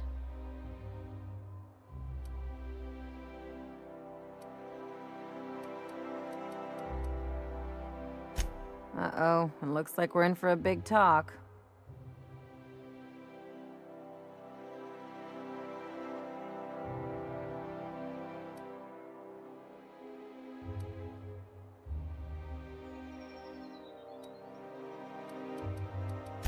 Unless you mean the kind who'll look out for you to blink so they could swipe your bits. The galaxy's not exactly crawling with those. Anyway, I don't want to sift through this lousy experience for meaningful life lessons. I'm mad, and I want to do something about it. Something like... Wait a second. What if I could get that money? I could open a new account, designate that account holder as a sole beneficiary. All the payouts would go to me. I'll make money without doing a thing. And I'll get to cut them off. My policy is with the Greater Halcyon Insurance Group. They have an office in Byzantium. Maybe you could use some of your people skills to help me set up a dummy beneficiary account. If that doesn't work, I'm sure we can find one of their terminals and do it ourselves. Something on your mind?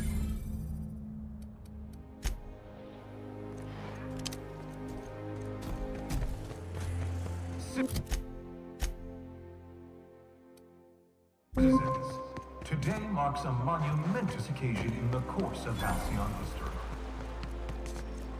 After a deep and thorough examination All right, how does this Rizzo's purple berry punch. Soft, sour, candy shell, around sweet purple. I'm afraid I can't come down here. According to local legend, if you walk around the orrery 3 times, your corporate rival will die of a paper cut. Just imagine busting up all these windows. Hey, you. Yeah, you. Want to be famous?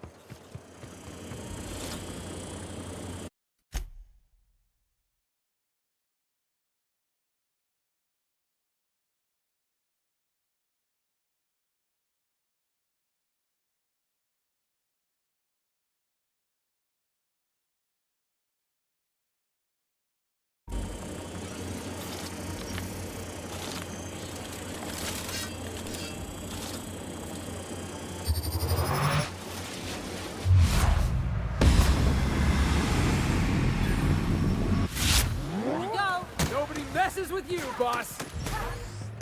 I can deal with this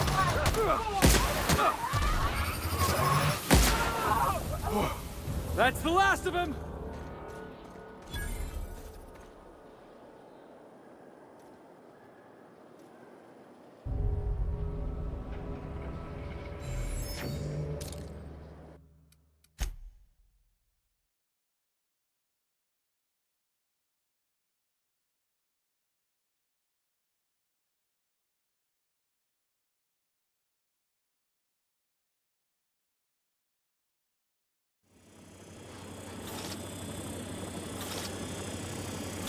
Kid, you got presence.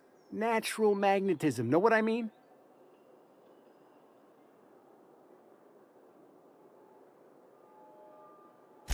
Tell you what, you're gonna like it a whole lot more once we start talking bits. Listen, you got an agent? Some kind of representation? Fresh, natural talent. I know it when I see it. Listen, you got a real special quality, raw energy. I see you in pictures, kid. I'm making a feature, Space Pirates of Moros Prime. It's gonna be a hit. But we still need a star, and I think you got the chops. Not so fast. First, we gotta talk about royalties. Let's just see where this audition goes, huh? So what do you say? You ready for the chance of a lifetime? Terrific! We're holding auditions at the studio. Head to Odeon Pictures and take the elevator. You're going all the way to the top, baby. My Auntie Cleo's. It's better than nature.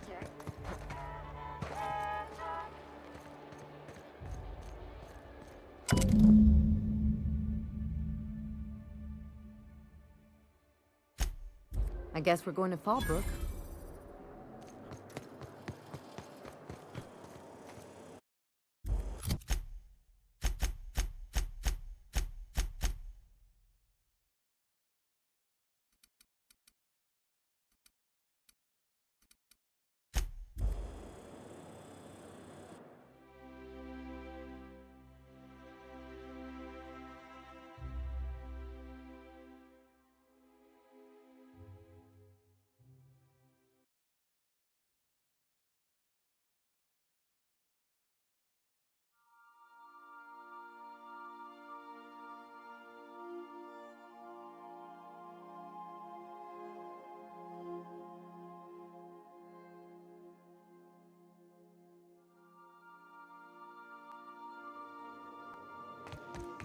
If you stop in the engine room,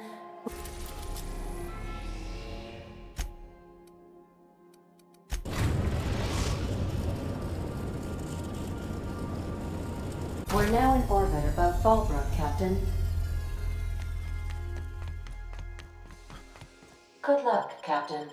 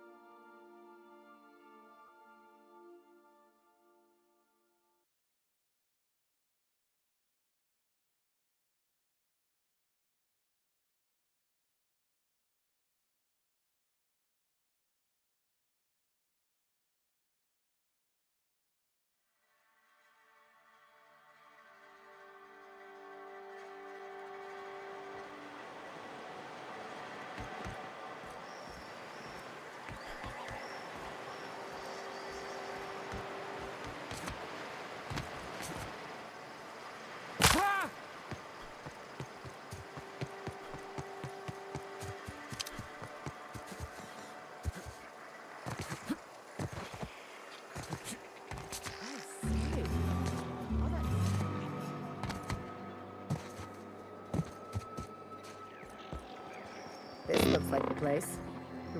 I see you're still in one piece. However, you never know when that could change. Note that all of your fragments must be recovered and must be smaller than a standard bit cartridge for the payouts to kick in.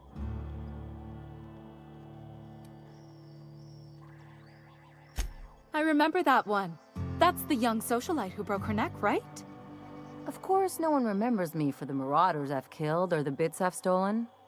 Typical. That claim was airtight. Our best investigators couldn't find an exclusion for that one. You can't, of course. Only Miss Fenhill can assign her beneficiaries. And she's dead. If we let every friend, relative, and acquaintance change a policy like that, people would do it all the time. Imagine the paperwork. Oh, you mean hypothetically? Well, hypothetically, you'd access the terminal in the back room that contains data on all our policies. And you'd, theoretically, add the beneficiary of your choice. But you wouldn't actually do that, of course. That would be fraud.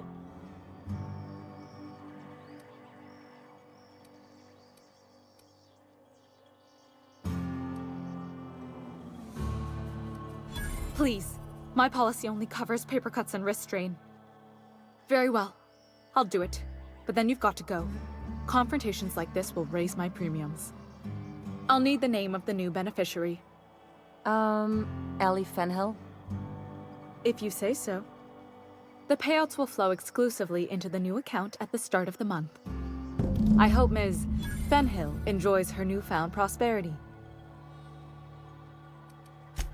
Captain, got a minute? You really did it. Give these payouts a few years and I'll be rolling in it. Hey, you did the real work. All I had to do was not be dead. I'm just glad my folks aren't gonna live off that awful story they made up. Maybe now they'll have to go back to real jobs.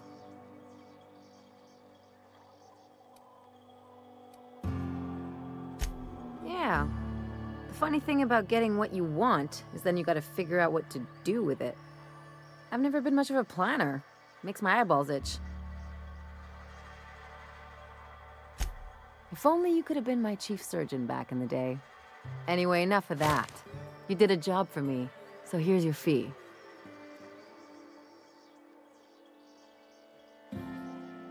Don't make it weird. Even you've got to be in it for the money now and then. Why else would you go through all this trouble? You sure? Because my kind of friends will pick your pocket clean while they're getting hammered with you.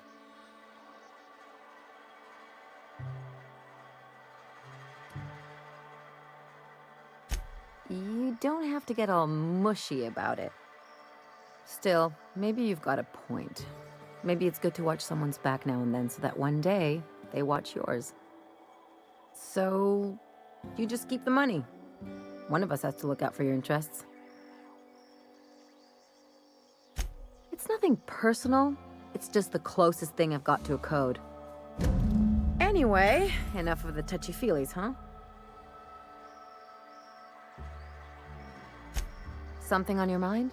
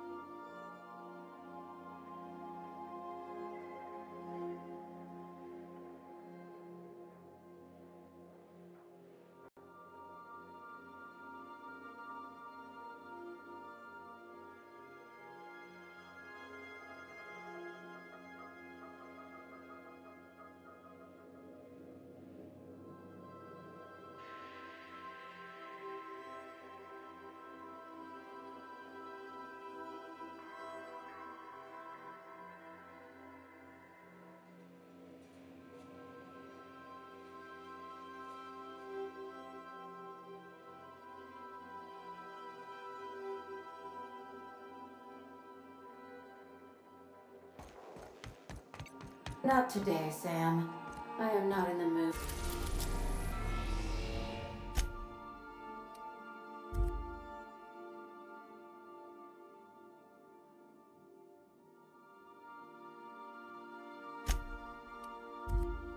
For a deep clean.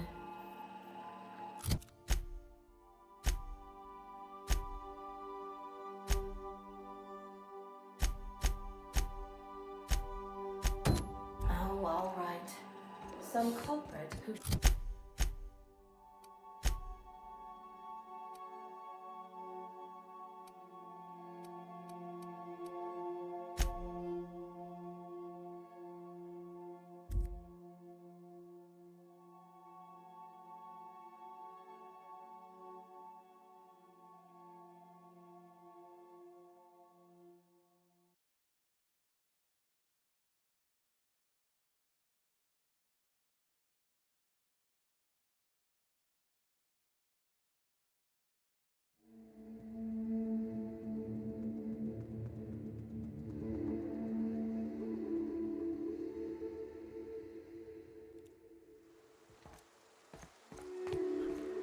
Hey, how are you doing?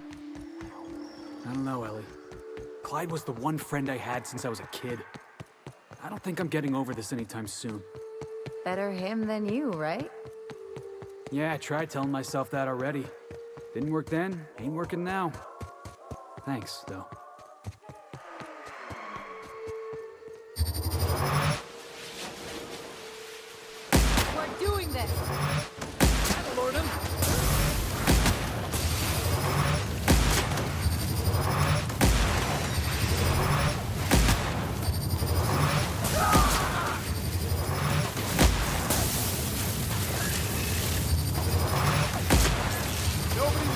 You rock!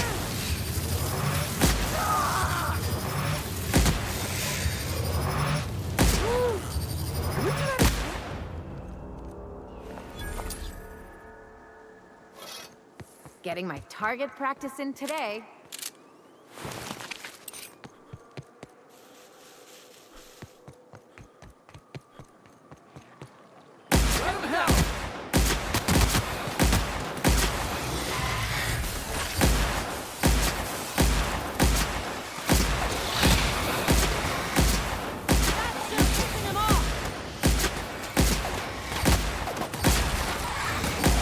I'm warmed up now.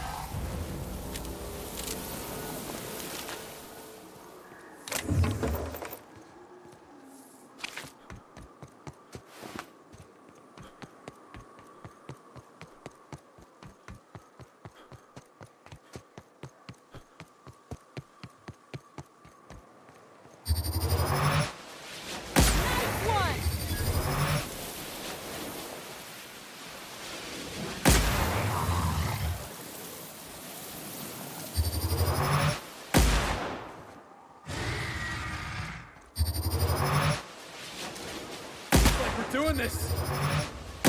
Hit!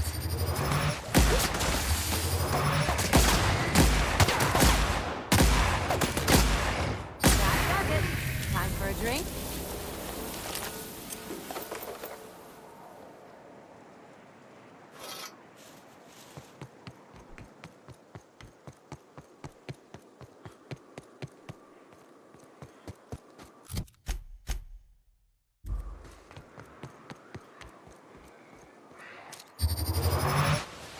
Alright, here we go!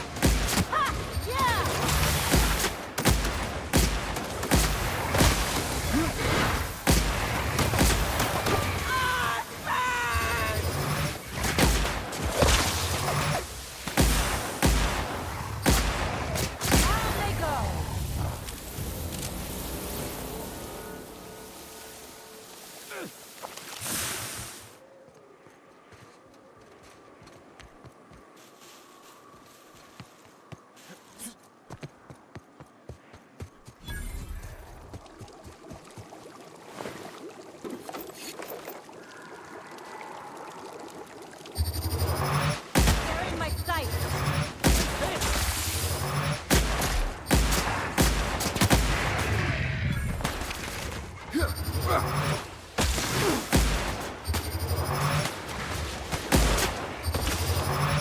Who's ready for more?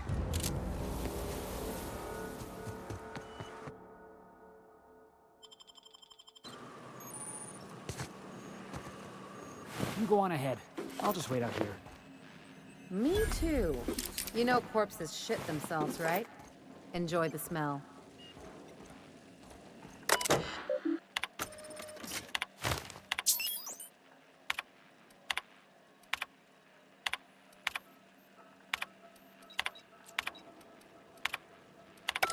Hello, my name's Jen. I'm the chief engineer on this gunship, and I'd like to let the record show that our captain is a total fucking hullhead.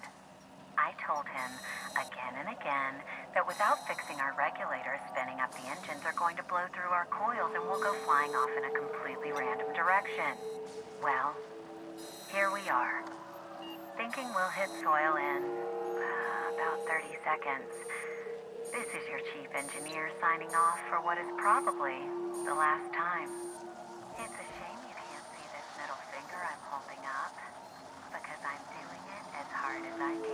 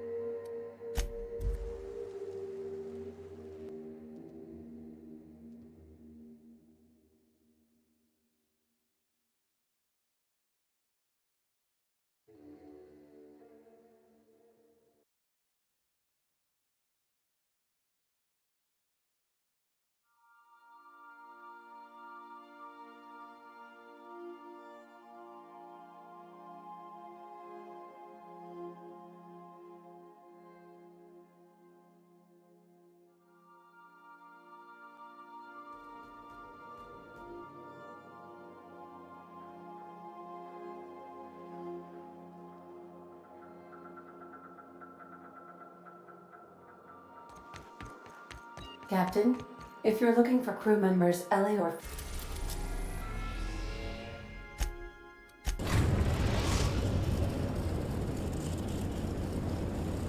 We are now in orbit above Byzantium, Captain.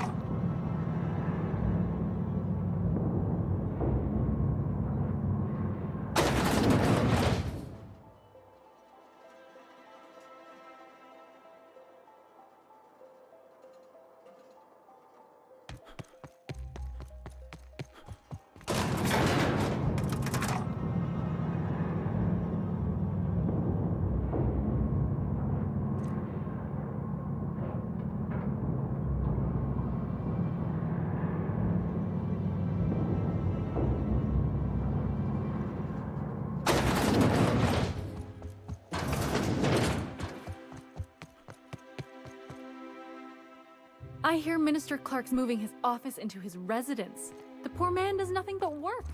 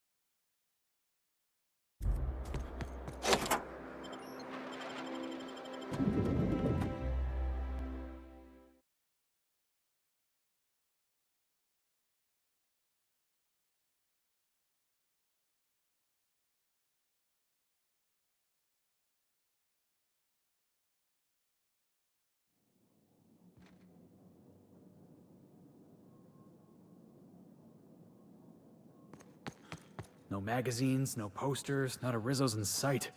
What a pile.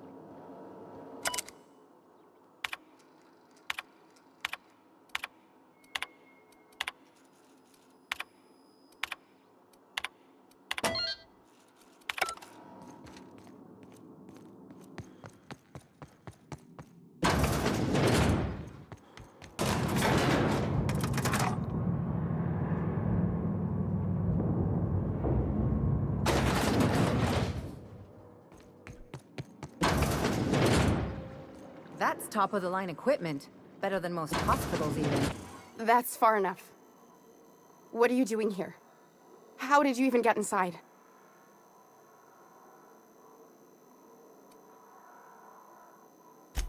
You're in my house, and I'm not fucking around. Start talking.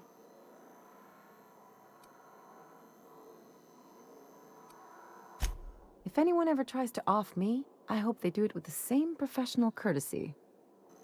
Hagen? I've never heard of her. Is she from the board? Damn it. I knew this would happen.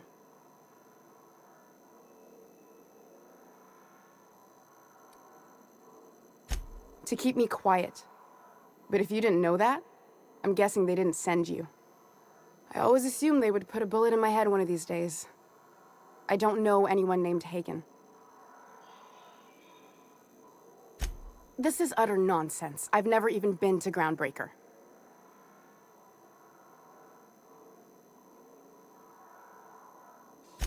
What happened to the team? Tell me you didn't move their suspension tanks.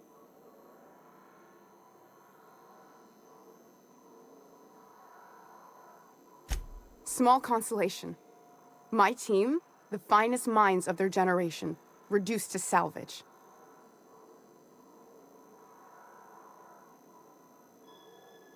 We were trying to prove that the colony could survive the crisis bearing down on us.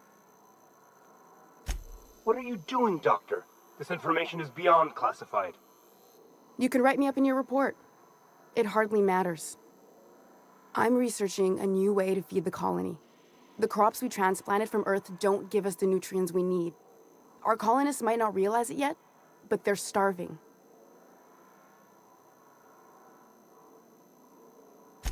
The food we grow here barely sustains human life. The colony won't last under these conditions. So, the board let me approach the problem from a different angle. I believed that I could adapt humans to live on Halcyon's terms. That I could change us. Give us the ability to derive sustenance from the nutrients the food does have.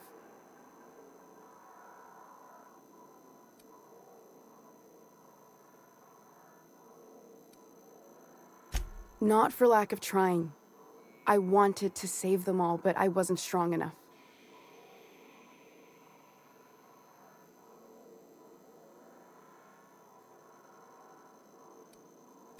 There are other teams.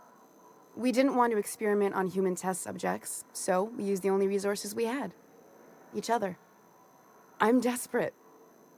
I've already asked all the best institutes on Earth for help. Years ago, we sent a message out on the Cornelius Vanderbilt, but heard nothing back.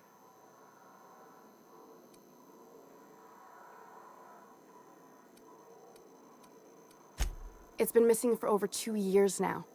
They never re-established contact after the skip to Earth. Of course, the board is keeping that under wraps. Imagine losing something with that many guns on it. Board cover-ups? Vessels disappearing into the aether? Sounds like the work of aliens to me. The board is uneasy about letting the colony know, seeing as half of their military force vanished without a trace.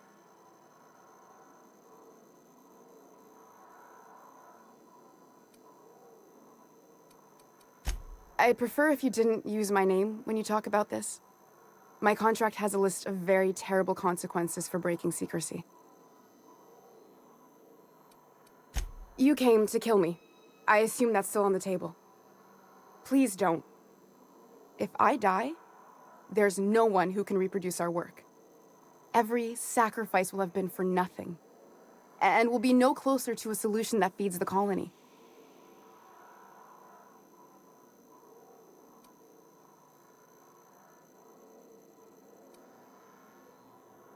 I try not to, least when it comes to the moral dilemmas. Lilia Hagen's a useful ally to have, but I'll back you up either way. Everything I did was for the good of the colony. Consider that. You know how I feel, boss. If you're a cog in the corporate apparatus, your face is pretty much fair game. That's my motto. I hope you know what you're doing, Capt. The one on the wanted posters? They say he's an anarchist. A madman, a butcher. I'll do it. Doctor! What choice do I have, Commander?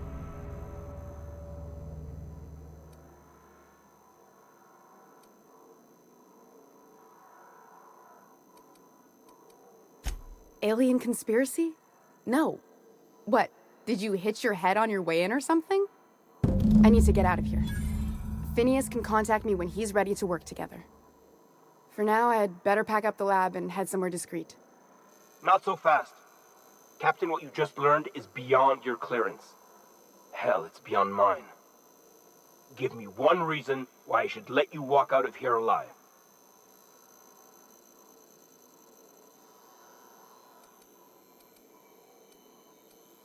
You sure have an inflated sense of self-importance, but that doesn't make you wrong. Now move along.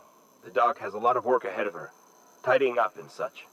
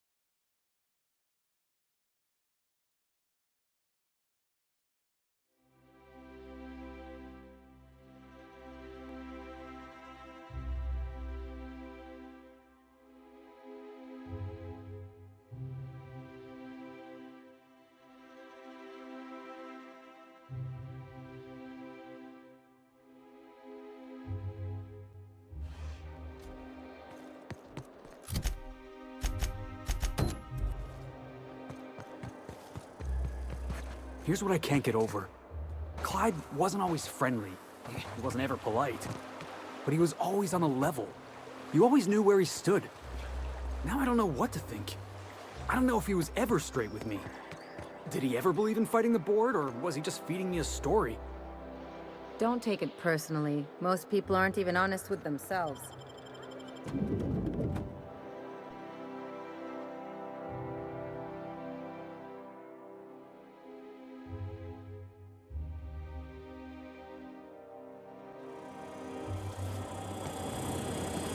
For all auditions, please use the elevator on the left.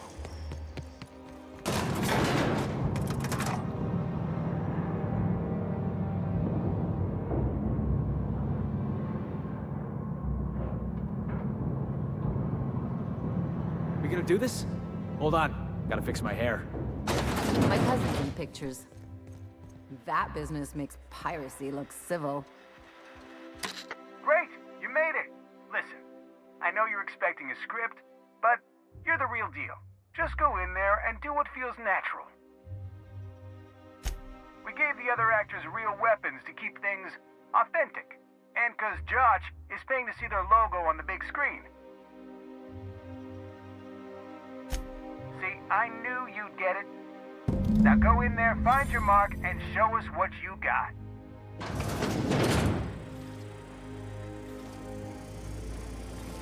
Well, well. Here to stop us at last, Captain Steele? You're too late. All of this Settlement CNP Hungry Time food pills, same nutritional value but now with added filler, are ours. With their patented stomach stuffing effects and baseline vitamin content, we will be nigh unstoppable.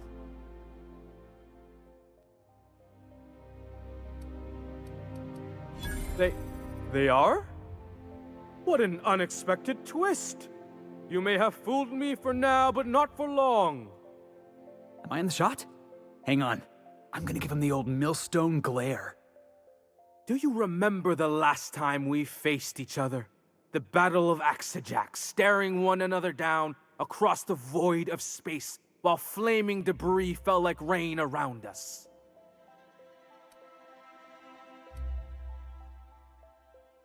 Hey, I didn't write this, just go with it. I had you surrounded and outgunned, but you overcame my superior numbers with tactical thinking and a Hammersmith limited edition grenade launcher. Wow, you got a real limited edition? With 10% more ammo for 12% more carnage? Quit upstaging me! I've been waiting for 5 years now, and at last my day for vengeance has come!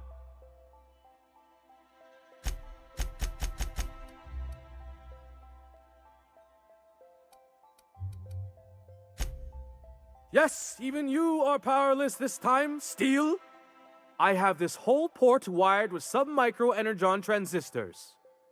Once we're away, I'll activate the gamma particulate field and the quantaponic chain reaction will turn this whole place into vaporized plasma.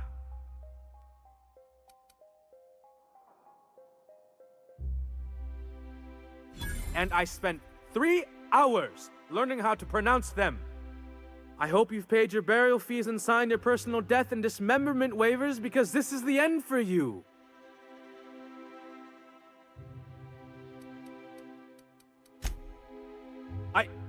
Line. Never mind, I think that's scene. To the break room, everyone. I need my Moab fizzy tea. Cut! That was interesting, kid. Real novel take. Let's take 5.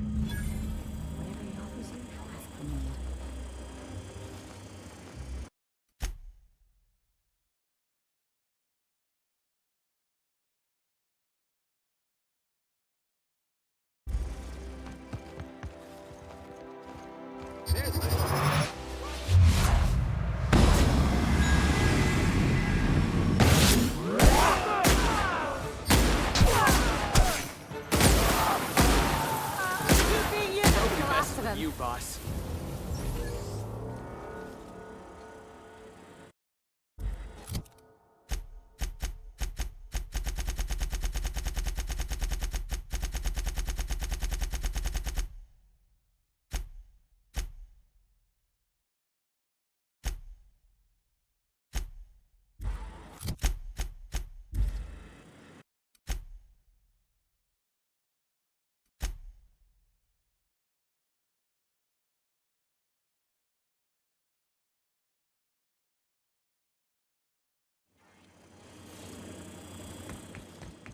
Hey, listen, I appreciate what you tried there.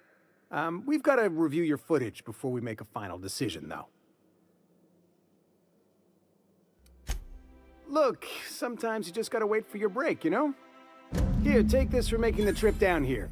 Don't call us. We'll call you.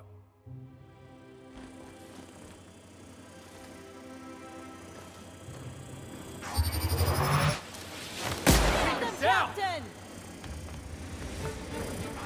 We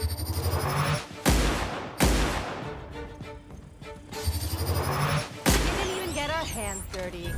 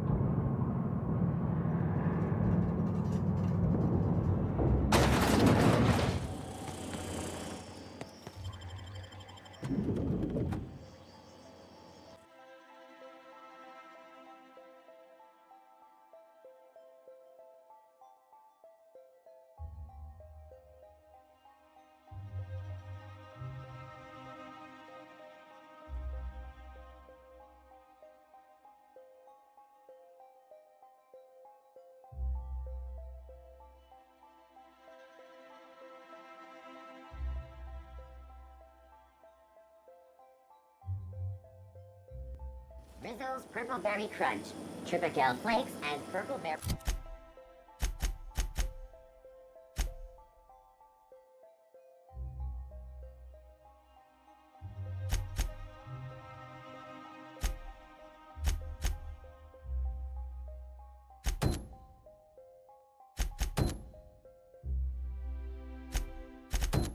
Flavored Power Nuggets, now with 12% more crunch. I think...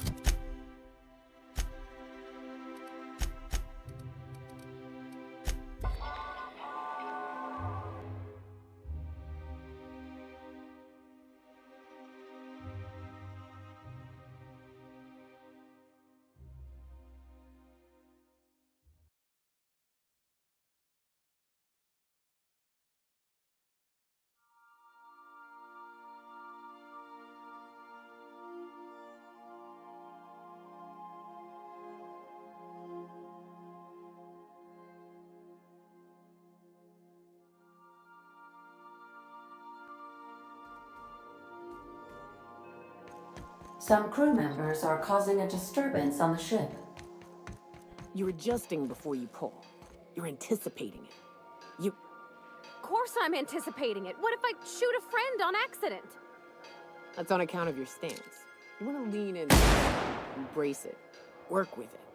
You're in control here, Parvati, not the gun. Don't let a hunk of metal jerk you around. Hey, Cap. Oh, sure. Felix is a riot. The other day he asked if mana queens lay eggs. I told him they lay eggs in people, and there ain't no cure. I could bust into swarms at any moment. The look on his face, it was great. You know, one time, Opal and I, shit. Look at me dredging up bygone days. Forget I said anything.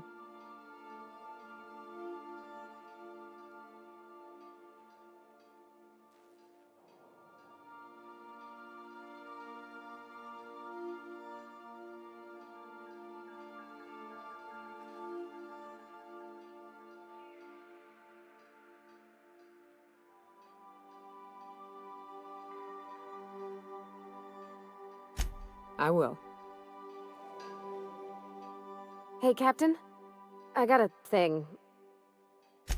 I was thinking about what you said before, after we went to the Lost Hope on the Groundbreaker. I reckon you're right. I think I'm ready to stop fretting and fussing and ask Junlei to go steady, straight out. And I'm thinking of doing it here, on the ship. I was kind of hoping you'd offer. The thing is, I can't ask her over like this. I mean, look at me. I'm all covered in engine grease and I ain't showered in nigh on a week. I smell like sweat most days and, well, don't look too close at my fingernails. I was thinking, hoping, we could stop by Groundbreaker for bath supplies. I mean, only if you're not busy. Or when you're heading through Groundbreaker for something else. You don't gotta change plans on account of me. Anyhow, next time we dock in Groundbreaker, let me know. 'Cause I want to come with.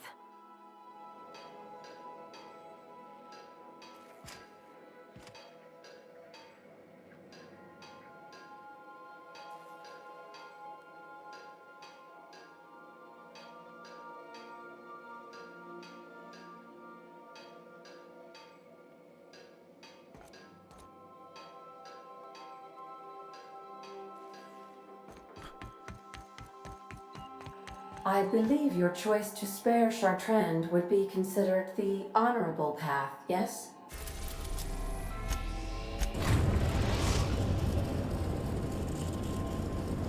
We've arrived at the Groundbreaker.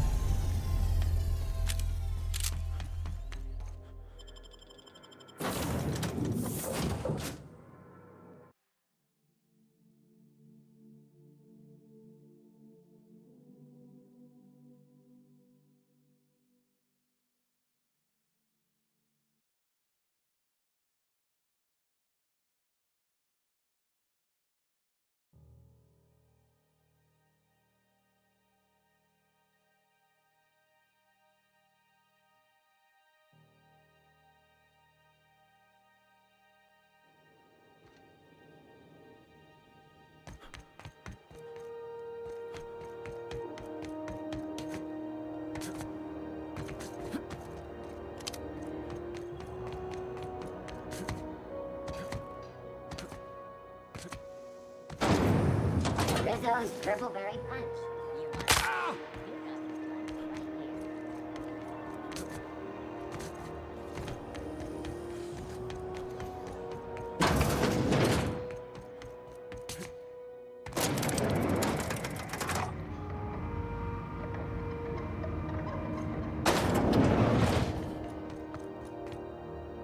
Is it done?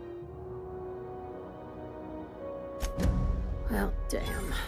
Contractor grew a conscience. As your employer, I'm both angry and disappointed. I'll add that to your file. Technically, I owe you an exit interview. Care to justify your betrayal of our species, or are we finished here? You're awfully quick to trust someone who offed her colleagues and called it a good start. Out of my office. We're done. This is why I always ask for half my payment up front. The thanks we get for showing a little integrity.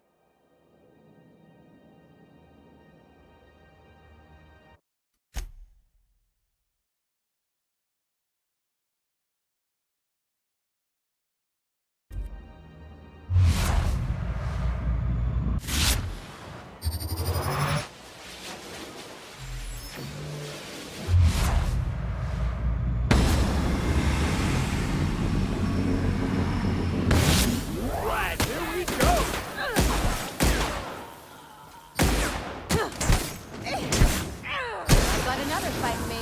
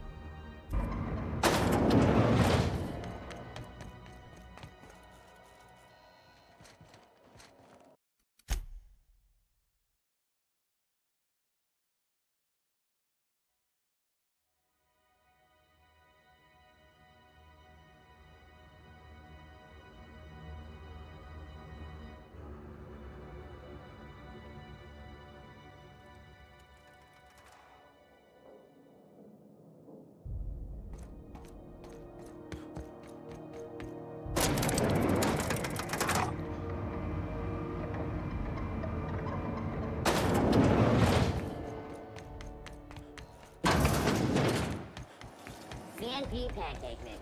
Now requires no mixing.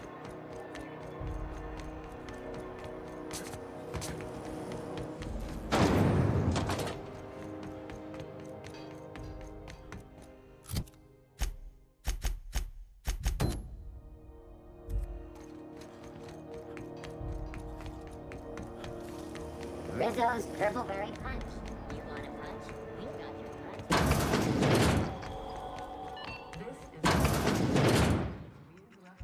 It's almost time for today's episode of The Chairman.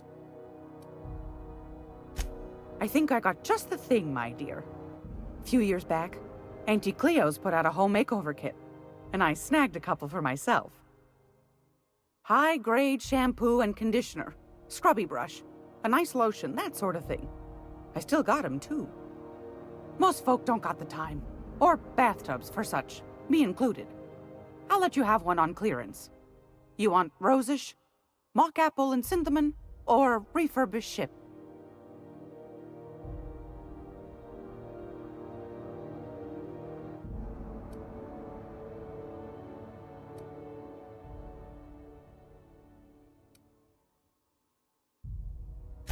It comes down to what sort of intent you got. If I was looking to do a spy job over in engineering, I'd be safe with refurbished ship. Now, if I was a young thing trying to come on all precious-like, I'd probably go with rosish. But if I was doing it for my own self, I'd pick mock apples and cinnamon. I'll just wrap that up for you, since it's for a special occasion.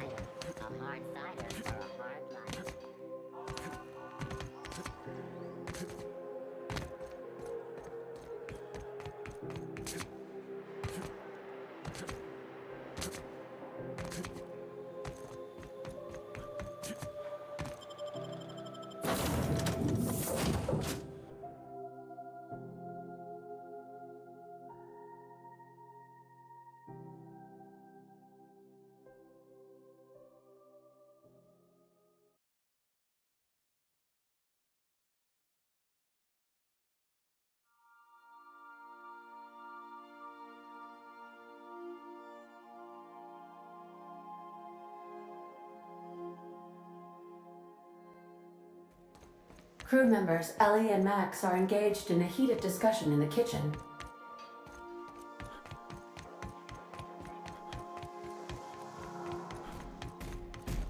Hey, Max. Yes? You really think we all have a purpose? That everything happens for a reason? I used to think that, but not anymore. Then, wait, why do you sound so calm? Aren't you getting annoyed? Not in the least. But I do apologize, Dr. Finhill. It sounds like I have annoyed you. Fine, be that way.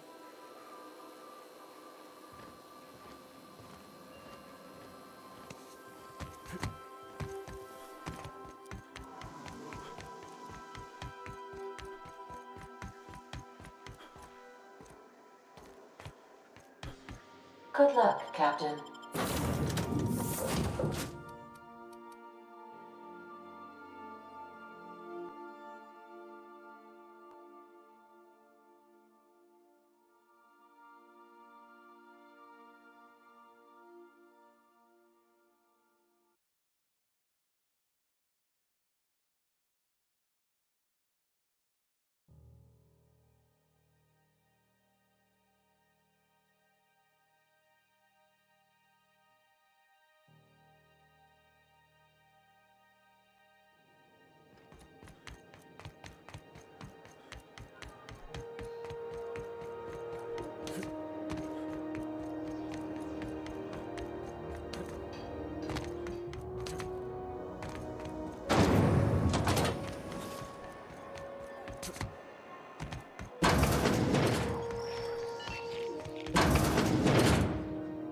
If you're here for this week's magazine club meeting.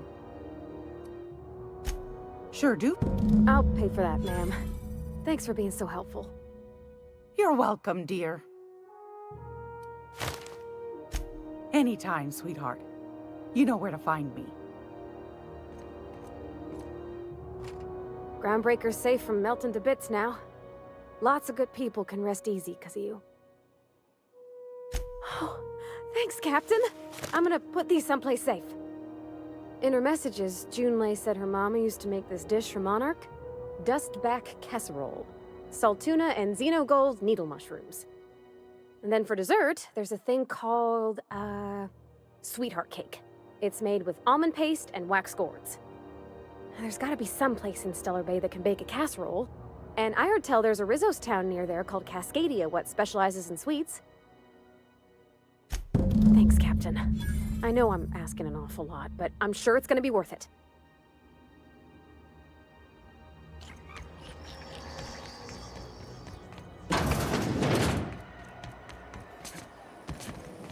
Rizzo's Lock your whole family tonight.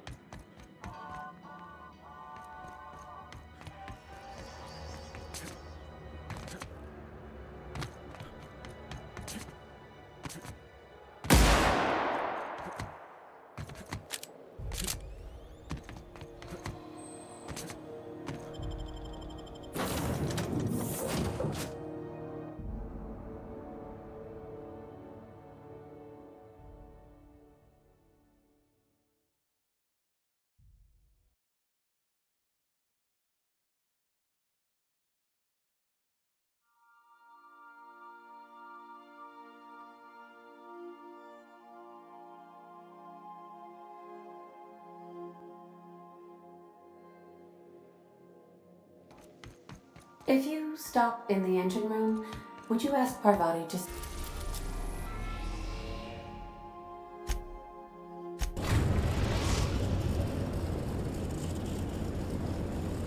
We are now in orbit above Stellar Bay, Captain. No blockade is a match for my piloting skills.